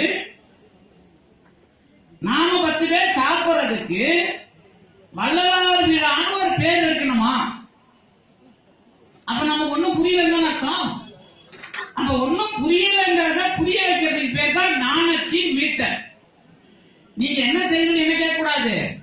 இப்ப இவர் ஐயா சொல்லிட்டாரு, நீங்க கண்ணையும் காதையும் அடக்கிறதுக்கு என்ன உபாயம், என்ன உபாயம் சொல்லுவீங்க நீங்க? ஒரு மேல் பிறவியானா கண்ணையும் காதையும் அடக்கிற விஷயம் வந்துடும். கண்ணையும் காதையும் அடக்கிறதுக்கு சாதாரண மனிதர்களுக்கு என்ன உபாயம், அல்லது குடும்பத்தில் நடத்துற எல்லாருக்கும் என்ன உபாயம்? ஒரு உபாயம் இல்ல, பிரச்சனை தான் உபாயம். நம்ம வாழ்க்கையில் நடக்கிற பிரச்சனை தான் நம்ம கண்ணையும் காதையும் மூட வைக்கும். அப்ப இந்த கண்ணையும் காதையும் மூட வைக்கிற என்னுடைய பிரச்சனையின் போது எனக்கு கடவுள் இருக்கிறார் ஒரு சாட்சி காட்டினா சித்தர்கள், அவ்வளவுதான் முடிஞ்சு போச்சு. இப்ப நாம நல்லதான வாழறோம், நமக்கு எல்லாம் அறிவு இருக்குது. அறிவு இல்லைன்னு நம்ம சொல்ல முடியாது இல்ல. என்ன எனக்கு வேணா அறிவு இல்லைன்னா சொல்லிக்கலாம், உங்களுக்கு எல்லாம் கண்டிப்பா அறிவு இருக்குது எனக்கு தெரியும். இந்த அறிவுன்னா எனக்கு அறிவு இருக்குது, நான் எதை வச்சு தெரிஞ்சுக்கணும்? எனக்கு அறிவு இருக்குது அப்படிங்கிறத நான் எப்படி தெரிஞ்சுக்கிறது? ஞானத்தின் மீட்டலுக்கு தான் சொல்றேன். ஞானத்துக்கு உங்களை மீட்டு கொண்டு வரணும், இதான் முதல் வேலை. இதுக்கு கடவுள் இல்ல அப்படின்னு ஒரு இடத்தை நினைக்க கூடாதுங்கிறத கண்காணிப்பாட்ட படித்தேன். இப்ப ஞானத்துல என்ன கொண்டு வரணும். அதுக்கு என்ன பிறப்புல கடவுள் ஏதாவது உபாயம் கொடுத்துருக்கானா இல்லையா? நாம அறிவாளி சொல்லிக்கிறோம், படிச்சதுனால அறிவாளி, அதிகாரம் பண்றதுனால அதிகாரி. உங்களுக்கு தெரியும், இங்க நான் தொடர்ந்து சொல்ற ஒரு கொட்டேஷன் தெரியும் உங்களுக்கு. செல்வம், செல்வாக்கு, அதிகாரம், இந்த மூணும் உங்களுக்கு வேலைக்கு ஆகலன்னு சொன்னா விதி தெரியும். செல்வம், செல்வாக்கு, அதிகாரம் மூணு வேலைக்கு ஆகாதப்பதான் விதி தெரியும். விதி தெரியும் போதுதான் கடவுள் தெரியும். அது அறிவு. அறிவுனா தனியாக தானே. என் செல்வத்தாலையும் என் செல்வாக்காலையும் என் அதிகாரத்திலையும் முடியலங்கிறப்ப போடா புண்ணாக்கு அப்படின்னு உனக்கு வேற ஒண்ணு வருதா இல்லையா? அது பேர் தான் அறிவு. இது வரைக்கும் அம்மா சொன்னாங்க அந்த பையன் நம்பாதுன்னு. அவன் சொத்தை புடுங்கும் போது தான் தெரியுது அவன் அயோக்கியன்னு. அதுக்கு 15 வருஷம் போயிருக்கேன் அப்படின்னா அப்ப அறிவு இல்லையா? இவன் அனுபவத்துல வர்ற வரைக்கும் அறிவு இல்லை. இது வரைக்கும் மூளை வேலை செய்யுது, ஆனா அறிவு இல்லை நான் சொல்ல முடியாது இல்ல. ஆனால் பிறப்பில இருந்து எனக்கு அறிவு தருவதற்கு ஒரு வாய்ப்பு இருக்கிறது, அது எப்படி? இதுதான் கேள்வி. என் பிறப்புல நாம அறிவாளிகள் நாம காட்டுறதுக்கு என் உடம்ப வச்சு எனக்கு ஒரு வாழ்க்கை இருக்கிறது, அது எப்படி அப்படின்னு கேட்டா,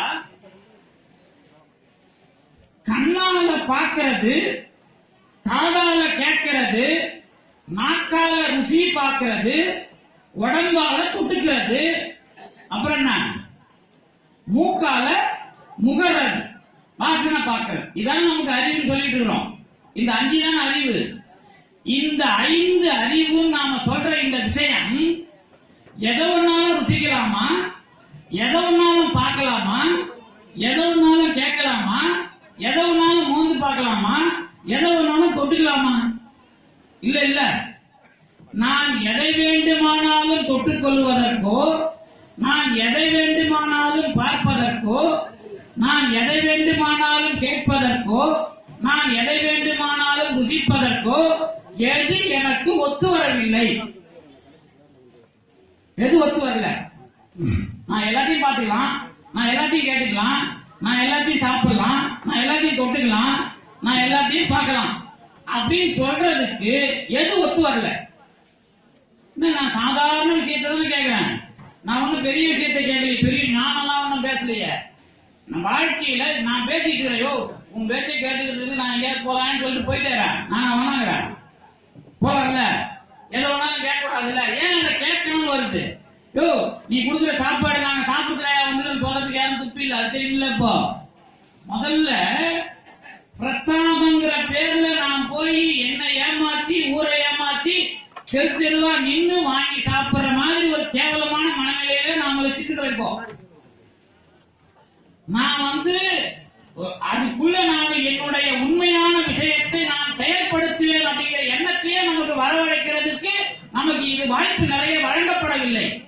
அப்ப நம்ம என்ன சொல்ல வர்றோம்? நான் என்னுடைய உடம்பில் சரியானதை பார்க்கவில்லை என்றால், சரியானதை கேட்கவில்லை என்றால், சரியானதை சாப்பிடவில்லை என்றால் மலஜலம் ஒழுங்காக வராது. மலஜலம் ஒழுங்கா வரணும்னா ஒழுங்காக சாப்பிடணும். மலஜலம் ஒழுங்கா வரணும்னா சூடு ஏறாம இருக்கணும். அப்ப என் உடம்பில் ஒரு விதமான சூடு வந்து என்னுடைய உடம்பினுடைய இயக்கத்தை கெடுக்காமல் இருக்க வேண்டுமானால் நான் முறையாக சாப்பிட வேண்டும், முறையாக பார்க்க வேண்டும், முறையாக கேட்க வேண்டும், முறையாக முகர வேண்டும், முறையாக தொட்டுக்கொள்ள வேண்டும். அப்ப என்ன விஷயம் இருக்குல்ல? என்னுடைய அறிவே என்னுடைய உடம்பை எப்படி பாதுகாத்துக் கொள்ள வேண்டும் என்று முறைப்படுத்த வேண்டும். இதுலதான் நான் போய் உட்கார்ற இடத்துல பேசலாமா வேணாமா? இப்ப வச்சுங்களேன், இப்ப நீங்க எல்லாம் இங்க உட்கார்ந்து பேசிட்டு இருக்கீங்கன்னு வச்சுங்களேன், உங்க வேலையை பார்க்கறதுக்கு வேண்டிய இடம் உங்க வேலையை. இப்ப நீங்க பாவியா வரீங்களா, புண்ணியவனா வரீங்களா? சர்க்குரு இடத்துக்கு வந்து உட்கார்ந்து அங்க ஒரு சொற்பொழிவு நடக்குது, அந்த இடத்துல நீங்க உங்க வேலையை பேசுறீங்கன்னா உங்களுக்கு பாவம் வருமா, புண்ணியம் வருமா? கேட்கலன்னா போயிட்டே இருக்கு. உனக்கு இங்க வந்து நான் அடிக்கடி சொல்றது, கோவிலுக்கு வர்றது ரொம்ப தப்பு. ஏன்னா நீ பாவம் பண்ணாம இருக்கணும் வரணும். வந்துட்ட பிறகு அங்க ஒரு சேட்டப் பண்ணா, கோவிலுக்கு வர்றதுக்கு முன்னாடி ஒரு 50 கிலோ பாவம் இருந்தது இல்ல, கோவிலுக்கு வந்துட்டு வெளியே போகும்போது 100 கிலோ பாவம் ஆயிடும். ஏன்னா இதே வேலையை வெளியே செஞ்சா 60 கிலோ பாவம் தான், கோவிலுக்கு வந்து அதை பண்ணா 100 கிலோ பாவம் ஆயிடும். அப்ப கோயிலுக்கு வர்றவன பாவத்தை குறைக்க வரானா ஏத்த வரானா? இது தெரியாம கோயிலுக்கு வர, இது தெரியாம பழக வரக்கூடாது. இதெல்லாம் பாத்தீங்கன்னா இதுக்குதான் ரமணாசிரமம், இதுக்குதான் வந்து சாய்பாபா கோயில் ஏன் ஃபேமஸா இருக்கு? ஒரு வார்த்தை கேளுங்களேன், ரமணாசிரமத்தில் வந்த அன்பர்கள் அனுபவத்தை விட கணக்கம்பட்டி சுவாமிகள் கிட்ட வந்த அன்பர்களுக்கு அனுபவம் அதிகம். அதான் உண்மை. ஆனா ரமணாசிரமத்துக்கு போனா அடக்கி ஒடுக்கின்னு போறோம், இங்க வந்தா மட்டும் அலையலாம் அப்படின்னா அறிவு இல்லையா? இல்ல செயல்பாட்டை நாம சொல்லி தரலையா? இல்ல பயம் இல்லையா? அங்க கண்காணிக்கிறவனே அந்த மாதிரி மாறிடுறான். அதனால திருப்பதிக்கு போறீங்கன்னு வச்சுங்களேன், அங்க சேவாவுக்கு போவான், இங்கேயும் சேவைக்கு வர்றாங்க. அங்க சேவாவுக்கு போறவனை பத்தி நான் யோசனை பண்ணி பார்த்தேன். என்னன்னா புண்ணியம் பண்ணவன் அவன் இருக்கிற இல்ல என்ன இழுத்தான்னா அவனுக்கு 100 கிலோ பாவம் உடனடியா கொடுத்துருவான் கடவுள். ஏழுமலையா முன்னாடி என்ன இழுத்து தரலான்னு வச்சுங்களேன், 100 பேர் நம்ம போயிட்டே இருக்கிறோம். ஏழுமலையா முன்னாடி நான் நிக்கிறேன், என்ன இழுத்து தள்ளுறவன் உங்களை இழுத்து தள்ளுறவன், இழுத்து தள்ளும் போது அவனுக்கு பாதியாகிறான். மொத்த பாதிகளையும் மேல போட்டு வச்சுக்கலாம். உண்மையா புரியா? நீங்க உங்களுக்கு சொல்ல தெரியாது, என்னால சொல்ல முடியும் பாருங்க. எனக்கு அனுபவம் இருக்குது, நான் சொல்றேன். அப்ப நான் பாவிகளாக போய் ஆலயத்துல நிக்காம நான் புண்ணியவனா போய் நிக்கணும். இதெல்லாம் ஞானம் சார். என்னமோ இல்ல ஞானம்னா ஏதோ தனியா ஒழுகுதுன்னு பாத்துருக்கீங்களா? டிவியில காட்டுற மாதிரி, சினிமாவில காட்டுற மாதிரி ஒரு பெரிய லைட்டை போட்டு விட்டா தலையில வெளிச்சம் வந்தா ஞானமா? நான் செய்கிற செயலில் எனக்கு எந்த பக்குவம் வந்தது நினைச்சு பாருங்க. பெருமாள் கோயில் முன்னாடி நிக்கிறவனுக்கு இருக்கிற பாவத்தை விட பெருமாள் கோயில் அடிவாரத்தில் நிக்கிற நல்ல செயலுடையவனுக்கு புண்ணியம் அதிகம். அவ்வளவுதான் விஷயம். அதுக்குள்ள அதான் அனுபவம். நான் இன்னும் தெளிவா சொல்ல தயாரா இருக்கிறேன். கோவில்ல வேலை செய்யறது, இப்ப தொண்டு செய்யறது வேற.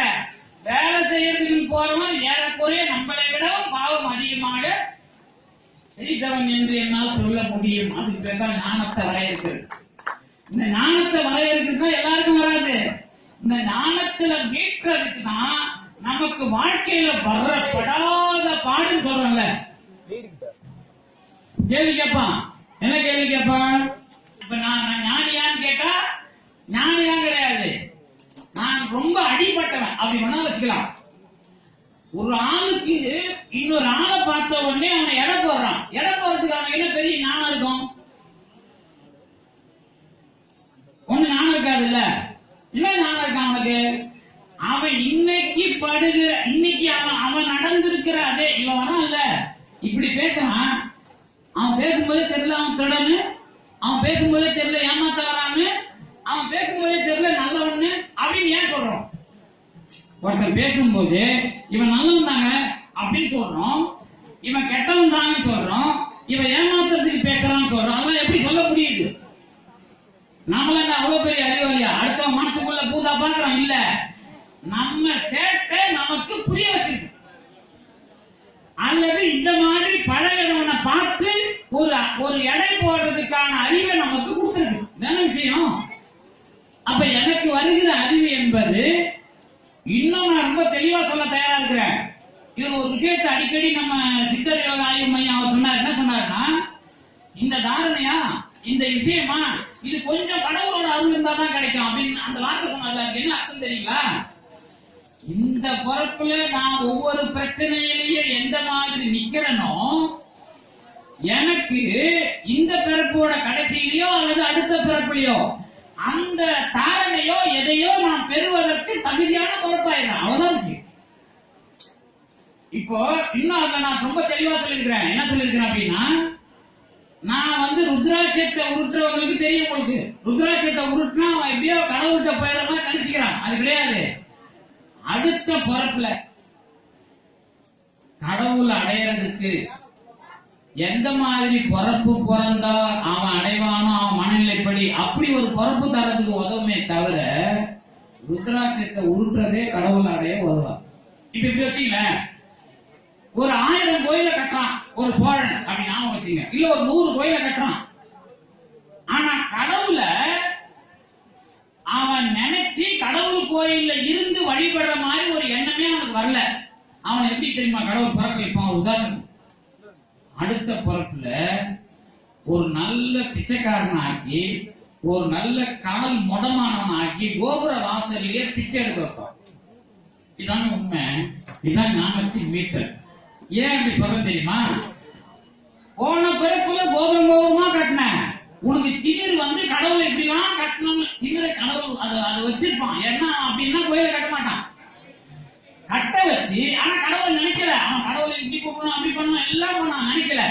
ஆனா நான் கட்டிட்ட ஒரு திமிர் வரும். உங்களுக்கு தெரியும், ராஜராஜன் கடைசியா தற்கொலை தான் பண்ணி செத்தான்.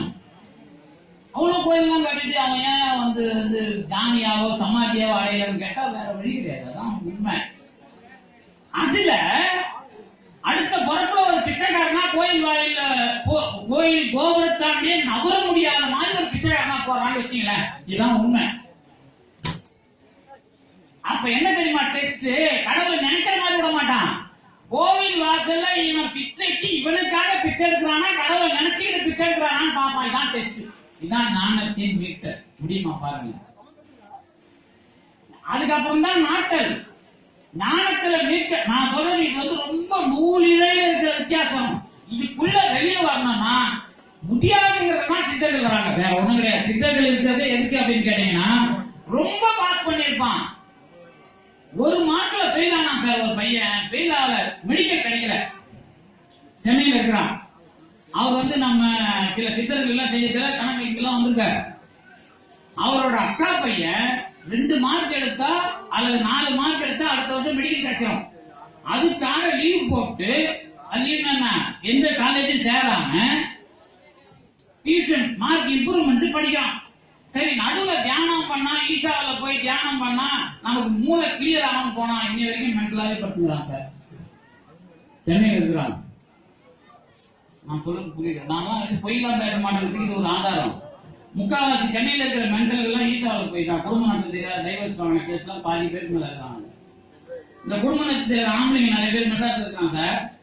அவன் இந்த சாப்ட்வேர் இன்ஜினியர்ல பாதி பேர் போட்ட இது வந்து ரீசார்ஜ் பண்ணிட்டு போயிட்டு நான் பாதி பேருக்கு மேல டைவர்ஸ் தான் நிக்கிறான். அது போன அங்க போன சொத்தை கையில் வாங்கி கொடுத்துருவான். அது வேற விஷயம். அப்ப என்ன விஷயம் அப்படின்னு கேட்டு, ஆமா அதான் நடக்குது. நீ இன்னும் பொய் சொல்ல நினைக்காது. சொத்தை எழுதி வாங்குற வேலை தெளிவா நடக்குது. அப்பதான் பெரிய அது தெரிஞ்சு எழுதி வாங்குறது வேற, மீதி கவர்மெண்ட் சொத்தை எடுத்துக்கிறது வேற. புரிஞ்சு போச்சு. எங்கேயாவது கணக்கம்பட்டி ஐயா இருக்கும் போது அவர் ஏசி போட்டு ரூமை கட்டிட்டாரு. நீங்க பார்த்தா நீங்க ஆயிரக்கணக்கான பேர் வர்றதுக்கு இவ்வளவு பெரிய விசாலமா இடத்தை கொடுத்து வைக்கிறாருல்ல. இருக்கிற காலத்துல ஏசி போட்டு உட்காந்துட்டு இருக்கிற காலத்துல சொகுசா வாழல இல்ல. நீங்க தானே 3 காரை கொண்டாந்து நிறுத்துறீங்க. எங்க போகணுமோ எவ்வளவு வேலை செய்யணுமோ அதுக்காக கார்ல போனாரு. அதானே கார்ல போறதுன்னா நீங்க என்ன நினைக்கிறீங்க? உங்களுக்கு தெரியாது. எப்போ 10 வருஷத்துக்கு முன்னாடி வந்திருப்பான், அல்லது 10 நாளுக்கு முன்னாடி வந்திருப்பான், அல்லது 10 மாசத்துக்கு முன்னாடி வந்திருப்பான். அன்னைக்கு அவன் சொல்லிட்டு போயிருப்பான். அது என்னைக்கு செய்யணுமோ அந்த நாள்ல கிளம்பி போவாங்க. எங்க போறான்னு நான் கூட தெரியாது. இது நான் அனுபவிக்கிறேன், அதனால சொல்றேன் உங்களுக்கு. அதாவது எதுக்காக எதை செய்யறாங்க. இப்ப கூட அவர் சொன்னார்ல, இப்ப நம்ம பரஞ்சோதி பாபாட்ட ஒரு வக்கீல் போயிருப்பாரு. அவர் கணக்கு முடியாத வர்றதுதான் அவர் வழக்கறிஞர். அவர் போய் பரஞ்சோதி பாபாட்ட நிக்கிறாரு. இன்னும் இவங்க சித்தர்களே நினைக்கிறாராம். அப்ப பரஞ்சோதி பாபா டெஸ்டரை கொண்டு வந்து உடம்புல வச்சு அதை எரிய வச்சு காட்டாராம். புரியுதா என்ன சொல்றேன்ட்டு? நான் நினைக்கிறேன் அந்த சித்தர்கள் என்ன செய்வாங்க, என்ன பெரிய ஆள் நினைச்சுக்கிறாங்க அப்படின்னு அவர் நினைக்கிறாரு வக்கீலு. அப்ப அவர் சொல்றாரு, போய் ஒரு டெஸ்டர் வாங்கி வேற ஆள் அனுப்புறாரு. அவர் வாங்கிட்டு வந்து அதை கொண்டாந்து பரஞ்சோதி பாபா அவர் உடம்புல வைக்கிறார். அந்த டெஸ்டர் எரியுது. டெஸ்டர் தானே தெரியல, மின்சாரத்துல வச்சாதான் எரியும். வர்றவன் கேரக்டருக்கு ஏற்ற மாதிரி சாட்சி காட்டுறது. புரியுதா உங்களுக்கு? அவன் எந்த அளவுக்கு நம்ப மாட்டானோ அதை தாண்டி நம்ப வைக்கணும். இதான் ஞானத்தில் மீட்டல். அப்ப நான் என் வாழ்க்கையில எந்த அளவுக்கு இருக்கிறேங்கிறது முதல்ல எனக்கு புரியணும்ல. நீ முதல்ல உன்னுடைய செயல்பாட்டுல இது ஒரு விஷயம், இன்னொரு விஷயம் நடக்கும். எல்லாம் என்ன பண்ணுவோம் அப்படின்னா, இந்த சித்தர் இருக்கிறாரா அவர்கிட்ட போனா எல்லாம் நடந்துருவாங்கன்னு வந்துருவாங்க. அதுவும் பாத்தீங்கன்னா நீங்க யாராவது சொன்னா போதும், அவன் வீட்டுல இருக்கிற மொத்த பிரச்சனையும் தூக்கி வந்துருவான். அதானே எல்லாரும் தெரிஞ்ச கதை. ஒரு சித்தர் இருக்கிறத தெரிஞ்சுட்டா என்ன நடக்கும், லைன் கட்டிட்டு வருவான். இந்த சித்தர் எல்லாருக்கும் செஞ்சாரா செய்யலையான்னு எப்படி சொல்ல முடியும்? கியூ போட்டு வேலை செய்யறவங்க இல்ல அவங்க. நல்ல ஞாபகம் வச்சுக்கணும். உலகத்துல இருக்கிற எல்லாருக்கும் கடவுள் மாதிரி வேலை செய்யறது அவங்க வேலை இல்ல. கடவுள் இருக்கிறார் என்ற சாட்சியை எந்த மக்கள் ஒத்து வருகிறார்களோ அவங்களுக்கு செய்யற வேலை தான் அவங்களுக்கு. அது ஒரு பாட்டு திருமூலரை பத்தி அழகா சொல்றாங்க. ஒரு நல்ல பாட்டு ஒண்ணு திருமூலர் சொல்ற, குரு என்பவனே வேதாகமம் கூறும் பர இன்பனாகி சிவயோகம் பாவித்து ஒரு சிந்தையின்றி உயர் பாசம் நீக்கி வரு நல் குறவன்பால் வைக்கலும் ஆமே. அதாவது நான் தான் கடவுள் அவங்க சொல்லிக்கல, நீ கடவுள் விஷயமாக இருக்கிறாய்ங்கிறத முதல்ல உணர்த்துறது தான் வேலை. இப்ப சில பேரு இப்ப நீங்க பாத்தீங்கன்னா, இப்ப கணக்கப்பட்டியார் அதிசயத்துல நிறைய பேர் சொல்றது இந்த கல்லு வேலை. கல்லுக்கட்டி சித்தர் ஒருத்தர் இருந்தார், அவர் செஞ்சதெல்லாம் வேற வேலை. ஆனா கல்லுக்கட்டி சித்தர்னு பேர் வைக்கிற அளவுக்கு நம்ம கணக்கம்பட்டி ஐயா தான் கல்லு வேலை பார்த்துட்டார். கல்லு வேலை தானே பார்த்தாரு. அதுல அந்த டாக்டர் படிக்க வச்சது, சிவகுமார் மகன் சூர்யாவை படுக்க வச்சது, அதுக்கப்புறம் இவங்களை குளிர்ச்சியா உட்கார வச்சது, இதெல்லாம் நடக்குதுல்ல. இப்ப டாக்டர் எப்பயா சொல்லிருக்காரா, கல்லு மேல வைக்கும் போது எனக்கு குளிர்ச்சியா அந்த டாக்டர் சொல்லிருக்காரா? இப்போ அது இல்ல இல்ல. ஏன் இது ஒரே கல்லு தாங்க. ஒருத்தருக்கு குளிர்ச்சி அனுபவம், இன்னொருத்தருக்கு நோய் நீங்கிற அனுபவம். ஏன் இப்படி வருது? உங்களுக்கு அதிசயம் நாட்டல் என்பது எப்படி நடக்கிறது? இதான் விஷயம். அதிசயம் தான் எல்லாம். அதிசயம் கண்டாமே யாரு? மாணிக்கவாசகர் எல்லா இடத்துலயும் அடியரில் கூட்டிய அதிசயம் கண்டாமேன்னு பேசுவார் எல்லா இடத்துலயும். அதிசயம்ங்கிறத இன்னும் வள்ளலார் போய் நிரதிசயம் பார். மாமலிங்கடிகளார் கிட்ட கேட்டீங்கன்னா நிரதிசயம் பார். இது ஒரு பெரிய மேட்டர் இல்லையா அப்படின்பாரு அவர். யாரு? புரியுதா உங்களுக்கு? அதிசயம் என்று ஒரு ஆளுக்கு தெரிகிற விஷயம் இன்னொரு ஆளுக்கு அது ஒன்றும் பெரிய மேட்டர் இல்லையா? முடிஞ்சு போச்சு. அப்ப என்ன அர்த்தம்? நான் எந்த விஷயமாக என்னுடைய ஞானத்துக்கு சாட்சி. இதுதான் நம்ம நினைக்கிற சித்தர்கள். அது மட்டும் இல்ல, எனக்கான சாட்சி தான் அப்படி நினைச்சு போறேன். இப்போ நீங்க நிறைய பேர் இருக்கிறீங்க. இப்போ இங்க கேட்கறவங்களை பத்தி எனக்கு பிரச்சனை இல்ல, உள்ள போய் சாமி போறவங்களை பத்தி பிரச்சனை இல்ல, சாப்பிடுறவங்களை பத்தி எனக்கு பிரச்சனை இல்ல, யாரை பத்தி எனக்கு பிரச்சனை இல்ல. சொற்பொழிவு கேட்டுதான் அவனை நீங்க ஏன் உட்காந்துருக்கீங்க? சாமியை பார்த்துதான் ஏன் அவன் அவங்க நிக்கிறாங்க? சாப்பிட்டே அவன் அவங்க ஏன் போய் சாப்பிடுறாங்க? அவங்க கேட்டீங்கன்னா குரு பூஜை சாப்பாடு முதல்ல சாப்பிட்டுனாங்க, அதுக்கு இன்னொரு காரணம் வேற வைப்பான். சாமி பந்தியில உட்கார்ந்து இருப்பான்னு சொல்லுவான். நான் சொல்லுவேன், இப்ப சாமி அங்க உட்காந்துக்கிறாரா இல்லையா? நீ எப்படியா சொல்றான்னு கேட்டா என்ன சொல்லுவீங்க? சாமி யார் கண்ணுக்கு தெரியுது அவரை வச்சுதான் சரி. சாமி என் கண்ணுக்கு இப்ப தெரியும் சார், அவங்க இருக்கிறாரா? கண்டிப்பா அங்கே இருக்கிறார், இங்கே இருக்கிறார். அதுக்காக சித்து விளையாட்டு சொல்லக்கூடாது. இந்த இடத்த ரொம்ப அற்புதமா இந்த தத்துவ உலகம் அல்லது இந்த சித்த உலகத்துல நீங்க நினைக்கணும்னா, நீங்க நினைக்கிற அந்த குரு உறவோட ரொம்ப தெளிவா இருந்தீங்கன்னா அந்த கடவுள் உடனடியா அந்த குருவை உங்கள் முன்னாடி நிற்கிறார். இதுக்கு பேர் தான் ஞானத்தின் நாட்டல். இப்ப முதல்ல என்ன வித்தியாசம்? முதல்ல சொன்னதுக்கு இதுக்கு என்ன வித்தியாசம்? முதல்ல சொன்னதுக்கும் இதுக்கு என்ன வித்தியாசம் அப்படின்னு கேட்டீங்கன்னா, நான் என் அறிவு எந்த அளவுக்கு இருக்குதோ அதுல எனக்கு ஒரு பதில கொடுத்தேன். இவ்வளவுதான் ஞானத்தின் மீட்டல். ஆனா நான் அங்க நின்னாலும் சாமி இருப்பாரு, இங்க நின்னாலும் சாமி இருப்பாரு. உள்ள நீங்க நம்ப மாட்டீங்க. போன வருஷம் நம்ம ஒரு வரலாறு சொன்னல, லட்டு தூக்கிட்டாரு வரலாறு. இந்த வருஷம் இன்னைக்கு நம்ம கூட ஒருத்தரை போட்டிருந்தோம். அவர் பேராசிரியர் கருணாநிதி. உங்களுக்கு அந்த தலைப்புல பேச இருந்ததால அவர் வரல. ஏன் வரல அப்படின்னா, சென்னை பல்கலைக்கழகத்துல ரீஸ்டார் முந்தானோட பதவி முடிஞ்சு போச்சு. புதுசா ஒரு ரீஸ்டார போனா அவரை போட்டாங்க. இப்ப சாமி அவர் வரணும்னு நினைக்கிறாரா, வரக்கூடாதுன்னு நினைக்கிறாரா? ஒன்னும் புரியல. ஆக விடுங்க. ஏன்னா அவர் எனக்கு வேணும்னா நான் அவரை பாராட்டி பேசணும். அதானே சார்? சாமி அவரை வரதெல்லாம் அப்புறம் இருக்கட்டும், பதவி கொடுத்து அவருக்கு முன்னாடியே செஞ்சுட்டாருன்னு அவரை பத்தி நான் பாராட்டி பேச உட்காந்துருந்தாருன்னா அப்படி பேசுவேன். இப்ப வரலாம், இப்ப வரணுமா வரக்கூடாதா அப்படிங்கிறது பிரச்சனை இல்ல. அவர் என்ன முடிவு எடுத்தார் அதான் பிரச்சனை. புரியுதா உங்களுக்கு? இப்ப அதுக்கு பதில் கிடையாது, விமர்சனம் கிடையாது. ஆனா அவர் என்ன நினைச்சாரு, அவருக்கு என்ன நடக்குது அப்படிங்கிறது தான் ஞானத்தின் மீட்டலுக்கு அப்புறம் வர்ற நாட்டல். முதல்ல மீட்டுவாங்க. உங்களுக்கு எல்லா குருமாரும் மீட்டாம நீங்க இங்க வரல. ஆனா நாட்டல்ங்கிறது தான் கொஞ்சம் கடுமையானது. அந்த நாட்டலுக்கு வர்றதுக்கு தான் நாம என்ன பேசுறோம், முயற்சி பண்ணி அதுக்குள்ள வர்றதுங்கிறதுலாம் இல்ல. அங்கதான் நான் முதல்லயே ஒரு விஷயமா முன் வச்சது. என்ன விஷயமா முன் வச்ச? இருக்கிறாங்கப்பா, இல்லன்னு சொல்லலப்பா, அது சாட்சி செஞ்சுட்டாங்கப்பா, அதுல கூட நமக்கு ஒரு குடுப்பினர் இருக்குப்பா, இல்ல அப்படின்னு சொல்றதுக்கு இல்லாம நமக்கு ஒரு குடுப்பினர் இல்ல. இருக்கிற எல்லாருக்கும் அந்த குடுப்பினர் தானே.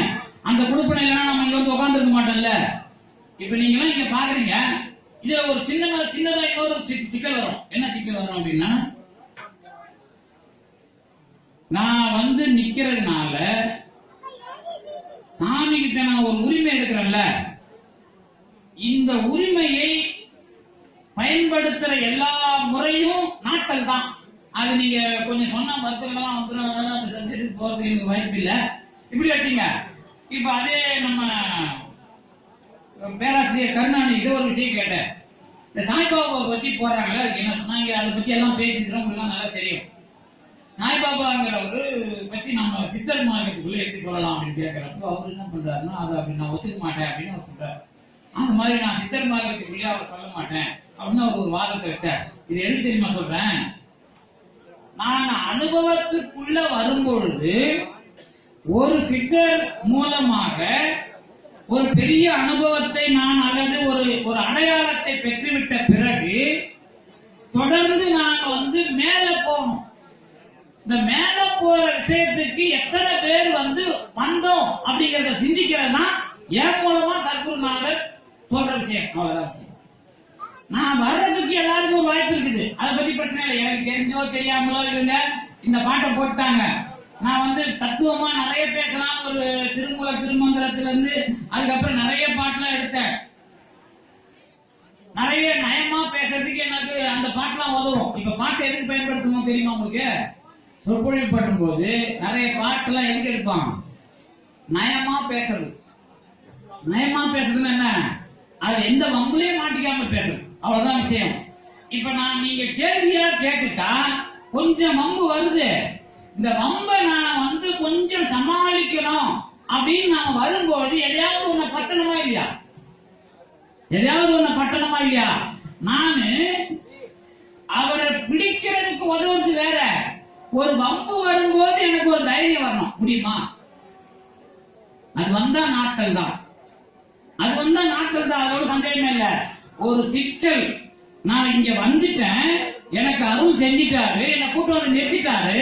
ஆனா ஒரு சிக்கல் வரும்பொழுது அல்லது ஒரு வம்பு வரும்பொழுது நான் கொஞ்சம் துணிச்சலா அதுல நின்ன இந்த விஷயத்தை செஞ்சேன் அப்படின்னு யாராவது சொன்னீங்கன்னா அவர்கள் தொடர்ந்து சத்குருவுக்கு பாத்திரம், இல்லைன்னா சாட்சி மாத்திரம். அவ்வளவுதான். நான் உங்களை யாரையும் குறைலாம் சொல்லல. நீங்க யாராவது சத்குரு கோவில் விளங்கணும் அப்படின்னா என்ன பண்ணுவீங்க? அப்படி வச்சுங்களேன். இப்ப அவரு உங்களை விளங்க வைக்கிறாரா, நீங்க அவரை விளங்க வைக்கிறீங்களா? அவருன்னா விளங்கினா விளங்கலாம், அவர்தான் பெரிய அளவில் இருக்கிறாரு. நாம தான் விளங்கணும். இப்ப நம்மளை விளங்க வைக்கிறாருல, இப்ப என்ன விளங்க வைப்பதனால் அவருடைய விஷயத்துக்கு நான் ஏதாவது ஒரு வகையில என் வேலையை செய்யாம இருந்தா, தொடர்ந்து அவருடைய தயவை எதிர்பார்த்து கொண்டிருந்தால் நான் யாரு? ஞானத்துல இருந்து என்ன அவரை மீட்டுட்டு அப்படியே கைவிட்டுட்டாரு. தொடர்ந்து அவர் என்ன பிடிச்சிட்டு இருக்கிறார் அப்படின்னு சொன்னா நான் எதையாவது ஒண்ணு செய்யணும். அப்படி இல்லைன்னு சொன்னா நீங்க சித்தர் மார்க்கத்துல சாமி கும்பிட்டு போங்க, முடிஞ்சா சாப்பிட்டு போங்க, அவ்வளவுதான் விஷயம். வர வர சாப்பிடறத பத்தி எங்களுக்கு பிரச்சனை இல்லை. எல்லா நாளும் சாப்பாடு போட தயாரா இருக்கிறாங்க. குரு பூஜைக்குள்ள விசேஷ மாகேஸ்வரன் பூஜை வைக்க தயாரா இருக்கிறாங்க, ஒன்னும் பிரச்சனை இல்லை. அதுக்கு ஒரு பாட்டை ஒண்ணு சொல்லிடுறேன். என்ன பாட்டை சொன்னா நான் தப்பிக்க வாய்ப்பு இருக்குல்ல. வாய் ஒன்று சொல்ல, மனம் ஒன்று சிந்திக்க, நீ ஒன்று செய்யல் உறுதி நெடுந்தகாய், தீ ஒன்று இங்கு உன்னை தெளிவன் தெளிந்தபின் பேய் என்று இங்கு என்னை பிறர் தெளியாரே. இந்த பாட்டு தான் நான் அம்மா பேசும்போது என் காதல முதல்ல இந்த பாட்டு பாடலவங்க பேய சித்தருக்கு சொல்றாங்கிற விஷயம் பேசுனீங்கல்ல, அப்பவே என் காதல வந்தோடனே இந்த பாட்டை இன்னைக்கு சொன்னா சரியா இருக்கு. ஏன்னா அவங்க தொடங்கிறதுனால அதை புரிஞ்சுக்கிறதுக்கு சரியா இருக்கு. ஏன்னா பேய் காரைக்காலம் முத பேய், அதுக்கு அடுத்த ரெண்டாவது பேய் எனக்கு தெரிஞ்சு மாயமா. அதானே? அதான் நம்ம பேய்னா என்னன்னா துணியை தூக்கி போட்டு போயிட்டே இருப்பாங்க, அவ்வளவுதான், முடிஞ்சு போச்சு. பேய்னா உடனே அவங்க தலைகையா நடந்தது. அப்புறம் பேய் என்று சொன்னால் அவங்க மூடி மறைக்க ஆசைப்படாமல் தூக்கி முதல்ல போடுறாங்க. இது தொடங்குது. அது எந்த விஷயத்தையும் மூடி மறைக்காம சித்தர்கள் வேலை செய்யறாங்க. நமக்கு செல்லும் போது பரிபாஷையா சொல்றாங்கன்னு சொல்றோம். பரிபாஷை என்ன? பரிபாஷையில சொல்றாங்கன்னு சொல்றோம்ல, அதுக்கு என்ன அர்த்தம்?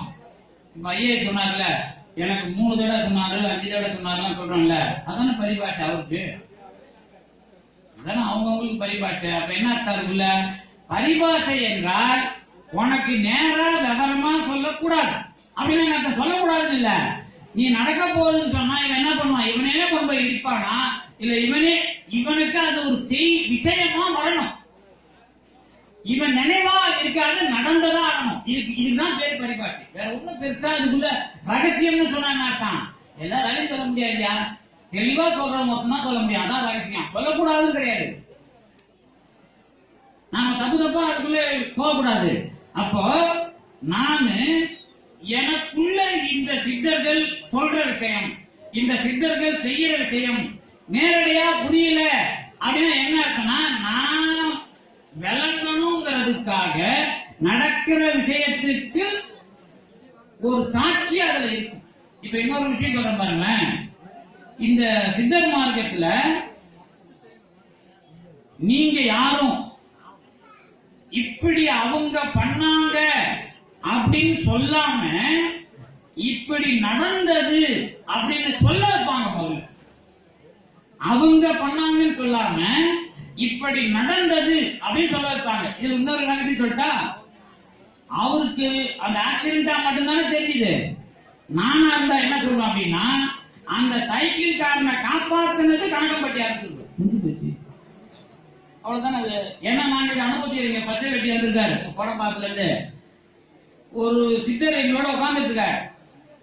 கூடுவாஞ்சேரி அந்த ஊரப்பாக்கம் பிரிட்ஜில இருந்து வேகமா வந்த காரை நாங்க ஒரே தூக்கிட்டோம்.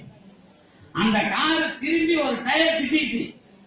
அந்த குழந்தை அதுக்குள்ள பர்த்டே கொண்டாடுற குழந்தை இருக்கு. துபாயில வண்டி ஓட்டணும். அந்த குழந்தை அங்க ஓட்டணும். இங்க எங்க வண்டி குடும்பம் விட்டான். இப்ப நாங்க என்ன சொல்றது இருக்கு, அந்த குழந்தையையும் அந்த ஆளையும் ஒரு அடிப்படாம வச்சிருந்தாங்க. ஒண்ணும் பண்ணல. ஆக்சிடென்ட் கேஸ்ல இல்ல. என் கையில அன்னைக்கு சோடா இருந்து அந்த குழந்தை கொடுத்தா அந்த குழந்தை போயிட்டு அந்த ஆள் போயிட்டாரு. ஏதோ அடிப்படுகிறவர்களே மிகப்பெரிய விபத்துக்குள்ளானவர்களை காப்பாத்துறாங்க. ஏன் காப்பாத்துறாங்க? அவ்வளவுதான். இப்ப சொல்லி பார்ப்போம். இன்னொரு நாள் போறோம், ஆட்சியில சாப்பிட்டு இருக்கிறோம். காப்பிய உடனே சொல்லுவார், ரொம்ப ரகசியத்தான் இந்த பையன் பேசுறாயா அப்படின்னு திட்டக்கூடாது என்ன யாரும்.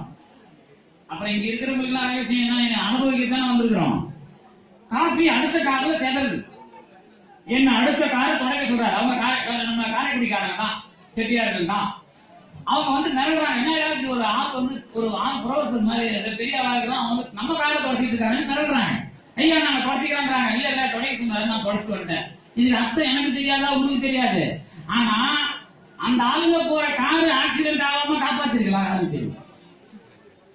யாருக்கு தெரியாது. இப்ப ஞானத்தின் நாட்டல் இது இவ்வளவு தெளிவா ஏன் பேசுறோம் அப்படின்னு கேட்டீங்கன்னா, இப்ப சொல்றேன் பாருங்க. நீங்க சித்தர்கள் இன்னார புடிச்சுக்கிட்டு யார ஒன்னாலும் அலைங்க அல்லது அனுபவிங்க. நீங்க நல்லவங்களா இருந்தீங்கன்னா அன்னைக்கு இருக்கிற ஒரு ஆளை வச்சு உங்களை காப்பாத்துறதுக்கு உங்களுக்கு தெரியாத வேலை நடக்கும் சார். இதுக்குள்ள வாங்க முதல்ல. இதுக்குள்ள வர்றதுதான் ஞானத்துல மீட்ட பிறகு நாட்டல். நான் சொல்றது புரியுதாது? ஏதோ நீங்க அவங்க வந்து காப்பாத்துறாங்கன்னா நான் தொடர்ந்து அதுக்குள்ள ஏதாவது ஒரு வகையில் என்னுடைய செயலை தெளிவாக அமைத்துக் கொண்டால் ஏதோ ஒரு செயல் நமக்கு தெரியாம, இப்ப நான் சொன்ன புள்ளி கட்டை எடுத்து போறோம்னு அடிதான் வாங்க வைக்கிறாங்க. ஏன்னா உயிர் போகாம இருக்கிறதுக்காக அடிக்குதுன்னா உயிரும் அடிக்கிறாங்க. சில இடத்துல என்ன, நிறைய இடத்துல நான் திட்டு வாங்கிக்கிறேன். ஒரு சில கண்டக்டருக்குலாம் நிறைய சண்டை போடுவாங்க. பஸ்ல போறதுனால எனக்கு அனுபவம். அவன் ஒரு சில ஆள்லாம் என்ன மூஞ்சி காரியெல்லாம் எச்சு துப்பியா இருக்கிறான். எனக்கு அப்ப தோணும், ஏழை இதை பண்றாங்க, அவனை பாவி ஆகிறதுக்கு பண்றாங்களா, என் பாவத்தை நீக்க பண்றாங்களா? நான் அதுக்காக சண்டை போடாம இருக்க முடியாது என்னால. அப்ப நான் என்ன பண்றது? அப்ப நான் எப்படி ஸ்டாண்ட் எடுக்கிறது அப்படின்னா, மிகப்பெரிய வினையை மிக லேசாக ஆக்குகிற இந்த காரியத்துக்குள்ள தொடர்ந்து கண்காணிப்பவர்களாக கடவுளை விட சித்தர்கள் தான் இருக்கிறார்கள். இது உங்களுக்கு அனுபவம் வர வேண்டுமானால் வணக்கம்பட்டியார்கிட்ட வர்ற நீங்க அவரையாவது தொடர்ந்து நினைச்சுக்கிட்டு உங்க வேலையில் தெளிவாக பாருங்கள். அங்க உங்களுக்கு என்ன கிடைக்கும்? ஞானத்தின் நாட்டல் அப்படிங்கிறது கிடைக்கும். அது கிடைக்க கிடைக்க ஒரு மிகப்பெரிய லாபம் வரும். இப்ப மேடம் சொல்லிருக்காங்க, என்ன சொன்னாங்க, பட்டினத்தார் பாட்டு அவங்க நிறைய காட்டுறாங்க. எனக்கு கொஞ்சம் நெருடலாக இருக்குது. இந்த அம்மா ஏன் இந்த பட்டினத்தார் பாட்டியே பாடிட்டு இருக்கிறாங்க, அந்த குடும்பமே வாங்கன்னு போனாரு.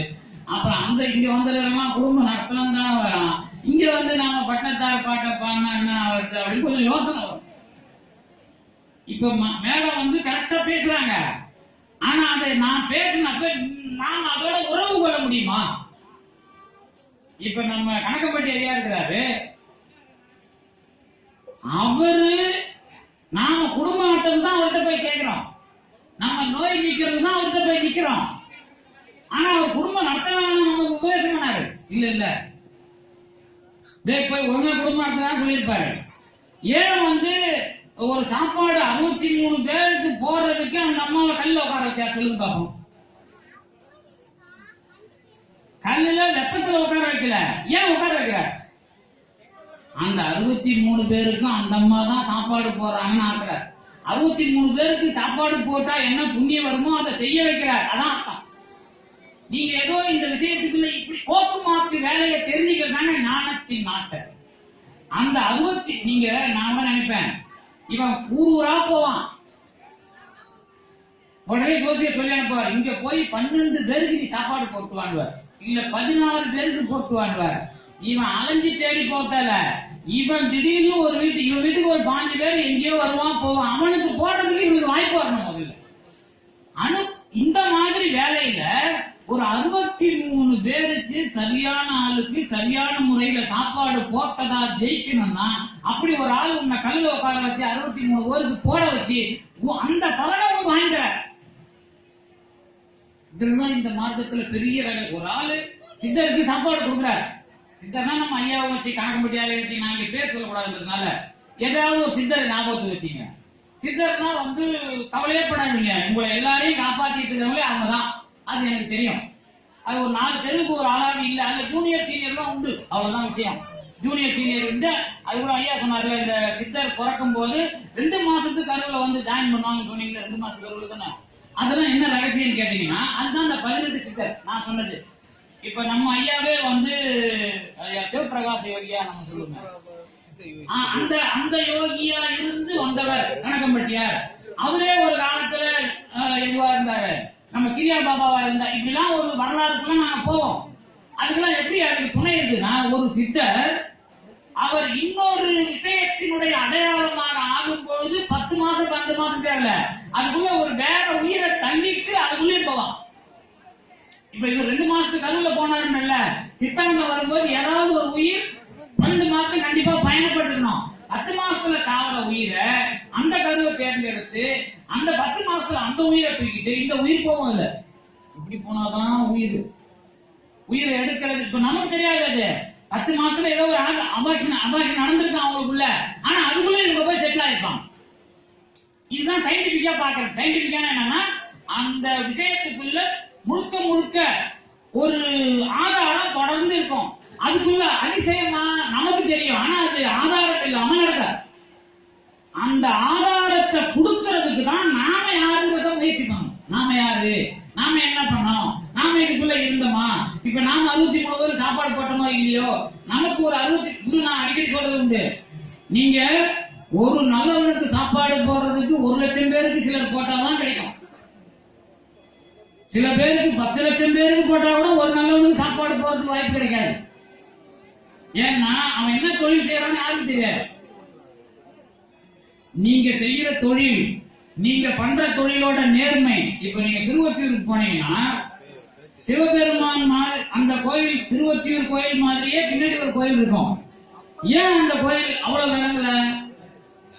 சில கோயிலுக்கு போய் பாருங்களேன், புதுசா கட்டுற கோயில் விளங்கி இருக்கும், பழைய கோயில் விளங்காம இருக்கும். ஏன் அப்படி விளங்குது? அந்த நாம கற்றவனுடைய ஒழுக்கமும் அவனுடைய செயலும் அவன் சம்பாதித்த வழிமுறையும் அதுல இருக்கும். அதுக்கப்புறம் அங்க போய் யாராவது ஒரு சித்தர் அனுகிரகம் பண்ணான். அந்த சித்தர் அனுகிரகம் பண்ணாம அதுக்கு ஒரு சாட்சி வெங்கட்ராமசாமி போய் சேர்ந்திருக்கிற சமாதி இடம். வெங்கட்ராமசாமி சமாதி அடைஞ்சிருக்கிற இடம் ஒரு கோயில். அந்த கோயில் அதுக்கு முன்னாடி எல்லாம் காணும், அதுக்கு முன்னாடி பெரிய அளவு வழிபாடு கிடையாது. ஆனா இவர் போன பிறகு அந்த மரம் வளருது, அந்த இடம் வளருது, அந்த இடத்தை கண்டுபிடிக்கிறாங்க, கோவில் கும்பாபிஷேகம் நடக்குது, வளருது. அது நடக்குதா இல்லையா?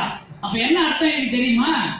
நான் என்னுடைய செயலுக்குள்ள ஒரு அங்கீகாரம் வரும்பொழுது, ஒரு மகான் தொடர்ந்து அதற்கு அடையாளம் ஆகும்போது நாம சீக்கிரமா மேல வரும். அப்ப வெறும் ஞான சாட்சி மட்டும் இல்லாது, அது ஞானத்தை நாட்டுதல்ங்கிற ஒரு மிகப்பெரிய வரலாறு. இந்த ஞானத்தை நாட்டுதல்ங்கிறது தான் நம்மோட வாழ்க்கை. இப்ப கணக்கம்பட்டியார்கிட்ட வந்துட்டீங்கன்னா, ஞானத்தின் மீட்டர்ல குறையில்ல. படித்தவன் படிக்காதவன் எல்லாருக்கும் அது பொது. உங்களை எல்லாரையும் ஞானத்துல இருந்து மீட்டாச்சு. ஆனால் நாட்டலுக்கு நாம் தகுதி பெற வேண்டும். அதற்கு தொடர்ந்து கணக்கம்பட்டியாரை கைப்பிடித்துக் கொள்ள வேண்டும்.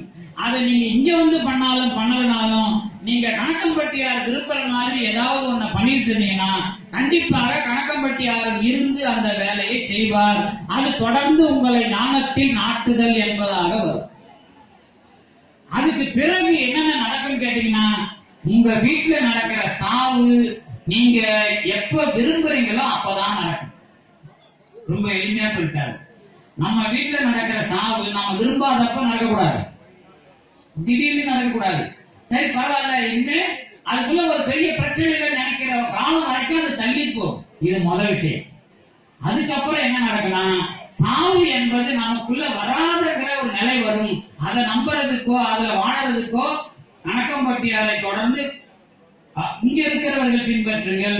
அது தொடர்ந்து வள்ளலார் மாதிரியான மிகப்பெரிய அருளாளர்கள் அடைந்த அனுபவத்தை எல்லாம் காட்டும். அப்ப சாகாமை என்பதும் இந்த வாய் ஒன்று சொல்ல மனம் ஒன்று சிந்திக்க நீ ஒன்று செய்யல் உறுதி நெடுந்தகாய் அப்படின்னு சொன்ன அந்த பாட்டில தான் நான் சொன்ன இந்த விஷயம் அடங்கியிருக்கு.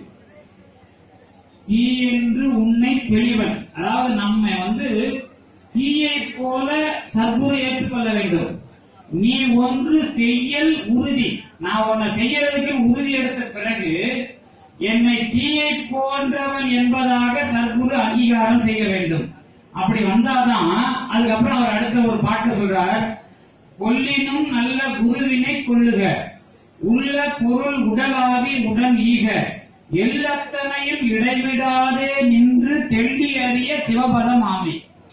இதெல்லாம் என்ன செய்தி அப்படின்னா, நான் போய் நல்ல குருன்னு தேடிட்டு இருக்கிறதுலாம் நமக்கு வாய்ப்பு இல்லை. எனக்கு தெரிஞ்சு நிறைய பேர் சென்னையில எல்லாம் வியாபாரம் நிறைய நடக்குது, நான் கடவுளை காட்டணும் அப்படிலாம் கடவுளை காட்டுறதுலாம் வாய்ப்பே இல்லை. அவங்க கடவுளுக்கு சாட்சியா இருக்கிறாங்கன்னு யாரெல்லாம் நம்ம பண்ணலாம் அப்படின்னா, அதுதான் நமக்கு கணக்கம்பட்டி சித்தரோ அல்லது சித்தர் மார்க்கமோ வந்ததே அதுதான். குருவை தேடுதல் அல்லது குருவை அடைதல்னு நாம பேசப்படுகிற எல்லா விஷயங்களுக்கும் நான் சொல்ற ஒரே பதில், இன்னைக்கு வரலாறுக்குள்ள நமக்கு குருங்கிற பேரால இருக்கிற யாரெல்லாமும் இல்ல. முதல்ல நித்யானந்தாவும் இல்ல, அப்புறம் வேதாத்திரியும் கிடையாது, அதுக்கப்புறம் ஈஷாவும் கிடையாது. இவங்க யாரும் குருமார்கள் கிடையாது, இவர்கள் வியாபாரிகள்.